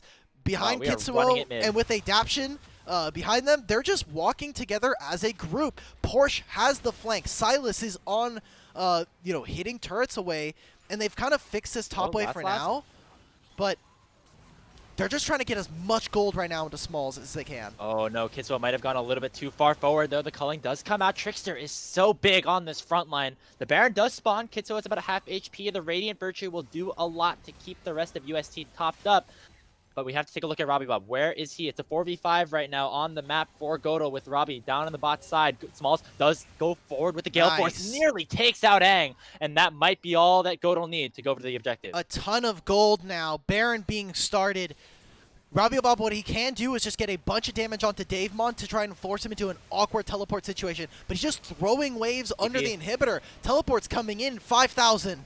Oh, we are flipping it again at the Baron pit. What can Last do to stave off the rest of UST? Going to get stunned up. The Baron is at 2k. Can Kitsuo get into the pit? It is taken so low. It will be secured by the Vladimir. But now, what can UST do in the fight? Aang goes down to Smalls. And Robbie the Bob! backside. Robbie Bob does get one back onto Davemon. The exhaust. He's waiting for the timeout before going forward. Dashes away from the bubble. The abscond abduct comes through. And Robbie Bob picks up a double kill. Smalls now separated from the rest of the team. Porsche looking to dash onto him. Woo! Does use the cleanse well and might be able to survive for just a little bit longer before the shutdown comes through. GODL get the Baron, but UST win the fight. That's 2 members that are left with the Baron. St. Trevor. They just play through their mid laner. Robbie Bob does not want to play against Conviction. He wants that Maryville matchup again. He wants to be able to take them down as the undefeated Kings here in the spring playoffs. And man, I mean, what an impressive play from Robbie Bob. That looked all but doomed. Aang had gotten one shot by the Vladimir like we predicted with the flash still available. And he just comes in and one-taps multiple members of GODL, keeping them in this game. And now we're at this position in the game where there is an Ocean Soul on the line for St. Trevor. The smite did not go over in favor of Kitsuo. They want to try and get as much push in these side lanes, get push in the mid lane. And I like this from Daption and Porsche, moving together to get vision and protect their team from this an incredibly tense situation. We've been talking about it all game. The game's going to continue to get longer and longer. 36 minutes here now in the last game of the series. GODL is in a really weird spot because this dragon is the soul. Looks like they're not going to give it up. Robbie steals away the Nami ulti and does huge damage to the backside of the fight. Now getting chunked out though by the culling. Smalls nearly able to take him out. Last looking for some angle, but getting the meanwhile, dragon. he's going away onto this dragon, almost able to secure it. Can GODL get into the pit? Not going to be able to do so. It will be secured by Robbie, but now Last has a huge opportunity. Will have the buster shot away. Let me jump! Will be the sacrificial Jax, but it's just the one to deny the soul. Okay, this is a perfectly fine win condition at this point. We're going to 7 Drake's Grapes. I did not eat any breakfast before this. I did not think we were going to a game 3. But we've got Ocean Soul on the line in 4 minutes. 3.5 for a Baron here. And the Baron from GODL, you know, even with only 2 members having it, they didn't get all that much. The inhibitor was using it, and they basically were just following St. Trevor around the map the entire game. The entire time that Baron buff was active. So 2.5 minutes of following Aang, following Kitsuo and Robbie Bob. And now they're looking for this. Azir turret has been summoned. Last cannot be here. Can they make this play? All of UST. One more wave of Baroned up minions will try to knock down this bot tier 3. Aang chunked down to 40% HP, and it will be the inhibitor tower going down. Robbie Bob and Last are in a bit of a 1v1, but there comes the Glacial Prison. It comes out. Last does not have the pool, but will get out alive. The inhibitor now under fire. The bot one will fall, and suddenly GODL once again in the driver's seat. Good job, and fantastic Nami ult coming out from Detro interrupts Robbie Bob from connecting the W. Stops that kill onto Last. I don't know if that kill onto Last would have changed much. It would have been 50-second, 60-second death timer there. The Dragon and the Baron are not going to be spawning for another 2.5. So it's just one inhibitor. Still a mid inhibitor down, or mid inhibitor up here for the side of UST. They're getting more and more items. Robbie Bob, he's got 4 of his. He finished, he picked up the elixir there as well. Aang not going for any magic resist. Ended up selling the no magic mantle that was in his inventory and going for the Bloodthirster.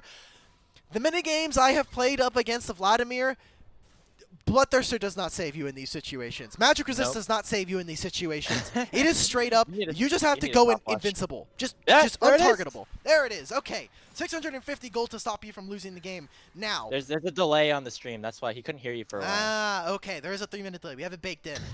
Robbie Bob also picking up a stopwatch, so it's all out. There's no more component items. Like, Porsche did just finish a couple of component items, but like, elixirs are gonna be your way to go, unless it's like you're really looking for that last bit of like magic resist or armor. Kitsuo needs to be able to pick up his armor, needs to be able to get that elixir. You already see him packing the elixir of iron, and now the fight for mid control is all the rage. Tristana's gonna get here first. Oh, Last. Okay, Last just getting a little bit of poke here, but There's no major objectives. The Yeah. UST, I feel like GODL is able to kind of just start a fight with a snap of a finger with last pressing the ghost button. So they have to be careful to not go too far when there's nothing really to fight for. GODL now getting positioning around this mid lane. That mid lane inhibitor definitely looking juicy as a target for them. Watch out, Robbie, on this flank, though. Can he get into the back lane like he so brilliantly did around the Baron? Yeah, he has to be so careful. Jax as well can teleport, but there's not many wards. It would be just this one on the entrance into the bot side jungle. They're going to go for it.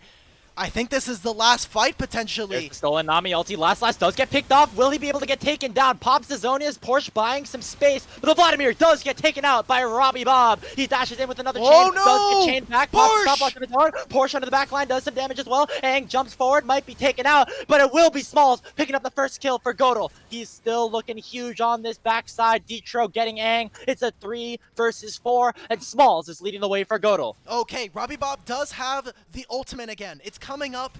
I don't know if they'll be able to do this. Porsche is almost full HP at this point. No stopwatch available for him. Can they make this happen? Culling.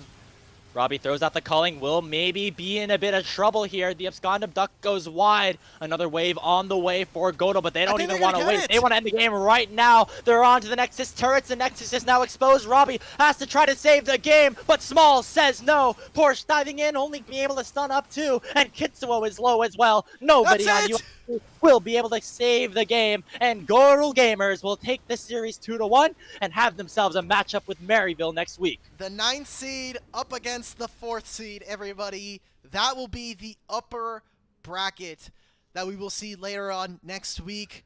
Man, St. Trevor, they tried. Robbie Bob, it was exactly how I prescribed it for St. Trevor.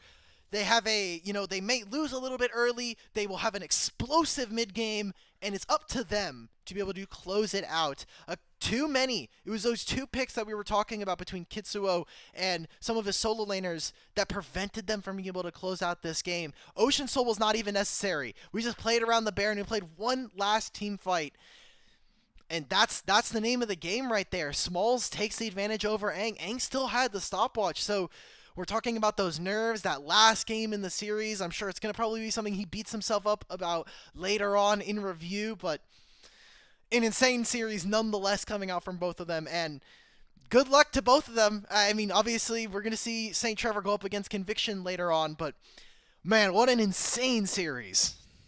I am so impressed by Smalls and Detro in the 2 wins that they have had. Of course, finding the angle there to try and take out Aang and Dapshin in that fight was just all the difference maker right there. We were hyping up last and how he was the one to maybe start these fights against the Tristana. It turns out the Lucian was able to do some good stuff as well. And we think back to Smalls' Samira play in game number 1. And it's just a really well played best of 3 from the bot lane of GODL Gamers. Some players that we were a little bit unsure of heading into this tournament, but really looking like they can maybe take Scary Jerry and Zyko down to the wire. We'll see. I think that will be potentially a pretty hard matchup, especially with how good and how dominant that Maryville have looked so far. And I'm going to be looking at Smalls and Detro to continue to level up their play. Scary Jerry and Zyko have been playing for a really long time. They have that head start of, hey, we played a couple of events at the beginning of or at the end of last year as well. So if we're talking about synergy, Zyko and Scary Jerry will just have that in spades compared to Smalls and Detro. And still, if we're looking back at qualifiers, I think Smalls and Detro did have some things that needed to be ironed out. So hopefully in between now and that match, we get to see them continue to hone their craft alongside the rest of GODL Gamers. They're going to have to really level up their play if they're going to be able to kind of swing for the king.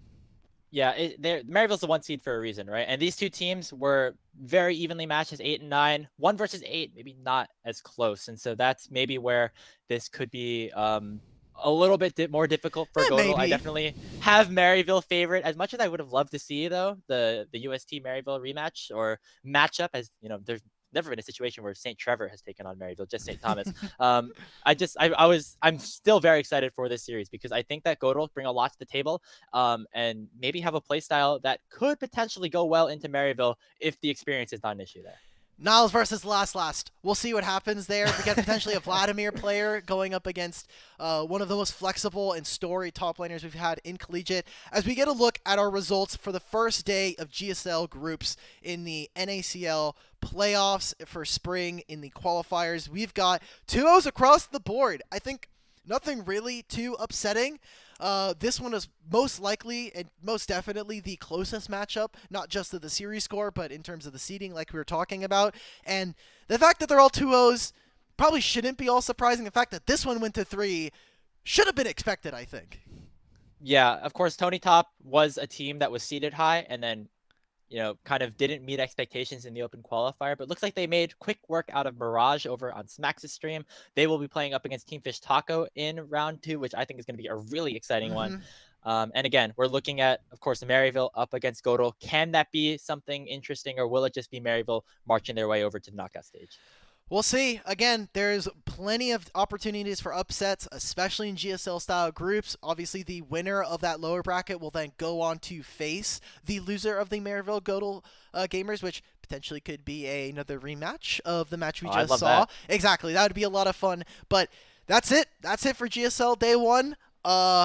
Grapes, thanks for having us on Salty Runback. We can take a look at Day 2. Let's take a look at tomorrow's schedule. Yeah, this is the games that are going to be happening tomorrow. We have Native versus CB, the McDouble rematch at 10 a.m., followed by Ambition versus Winthrop on the Salty Runback screen. And then over on Summer's channel, starting at 10 a.m. Pacific, Horizon versus Redbirds, and then Supernova versus Lit, which I think is going to be a pretty fun one. Thank you to Kai, who has been producing behind the scenes all day. He has been smurfing it up, basically, following any requests that we have to stick random stuff onto the screen.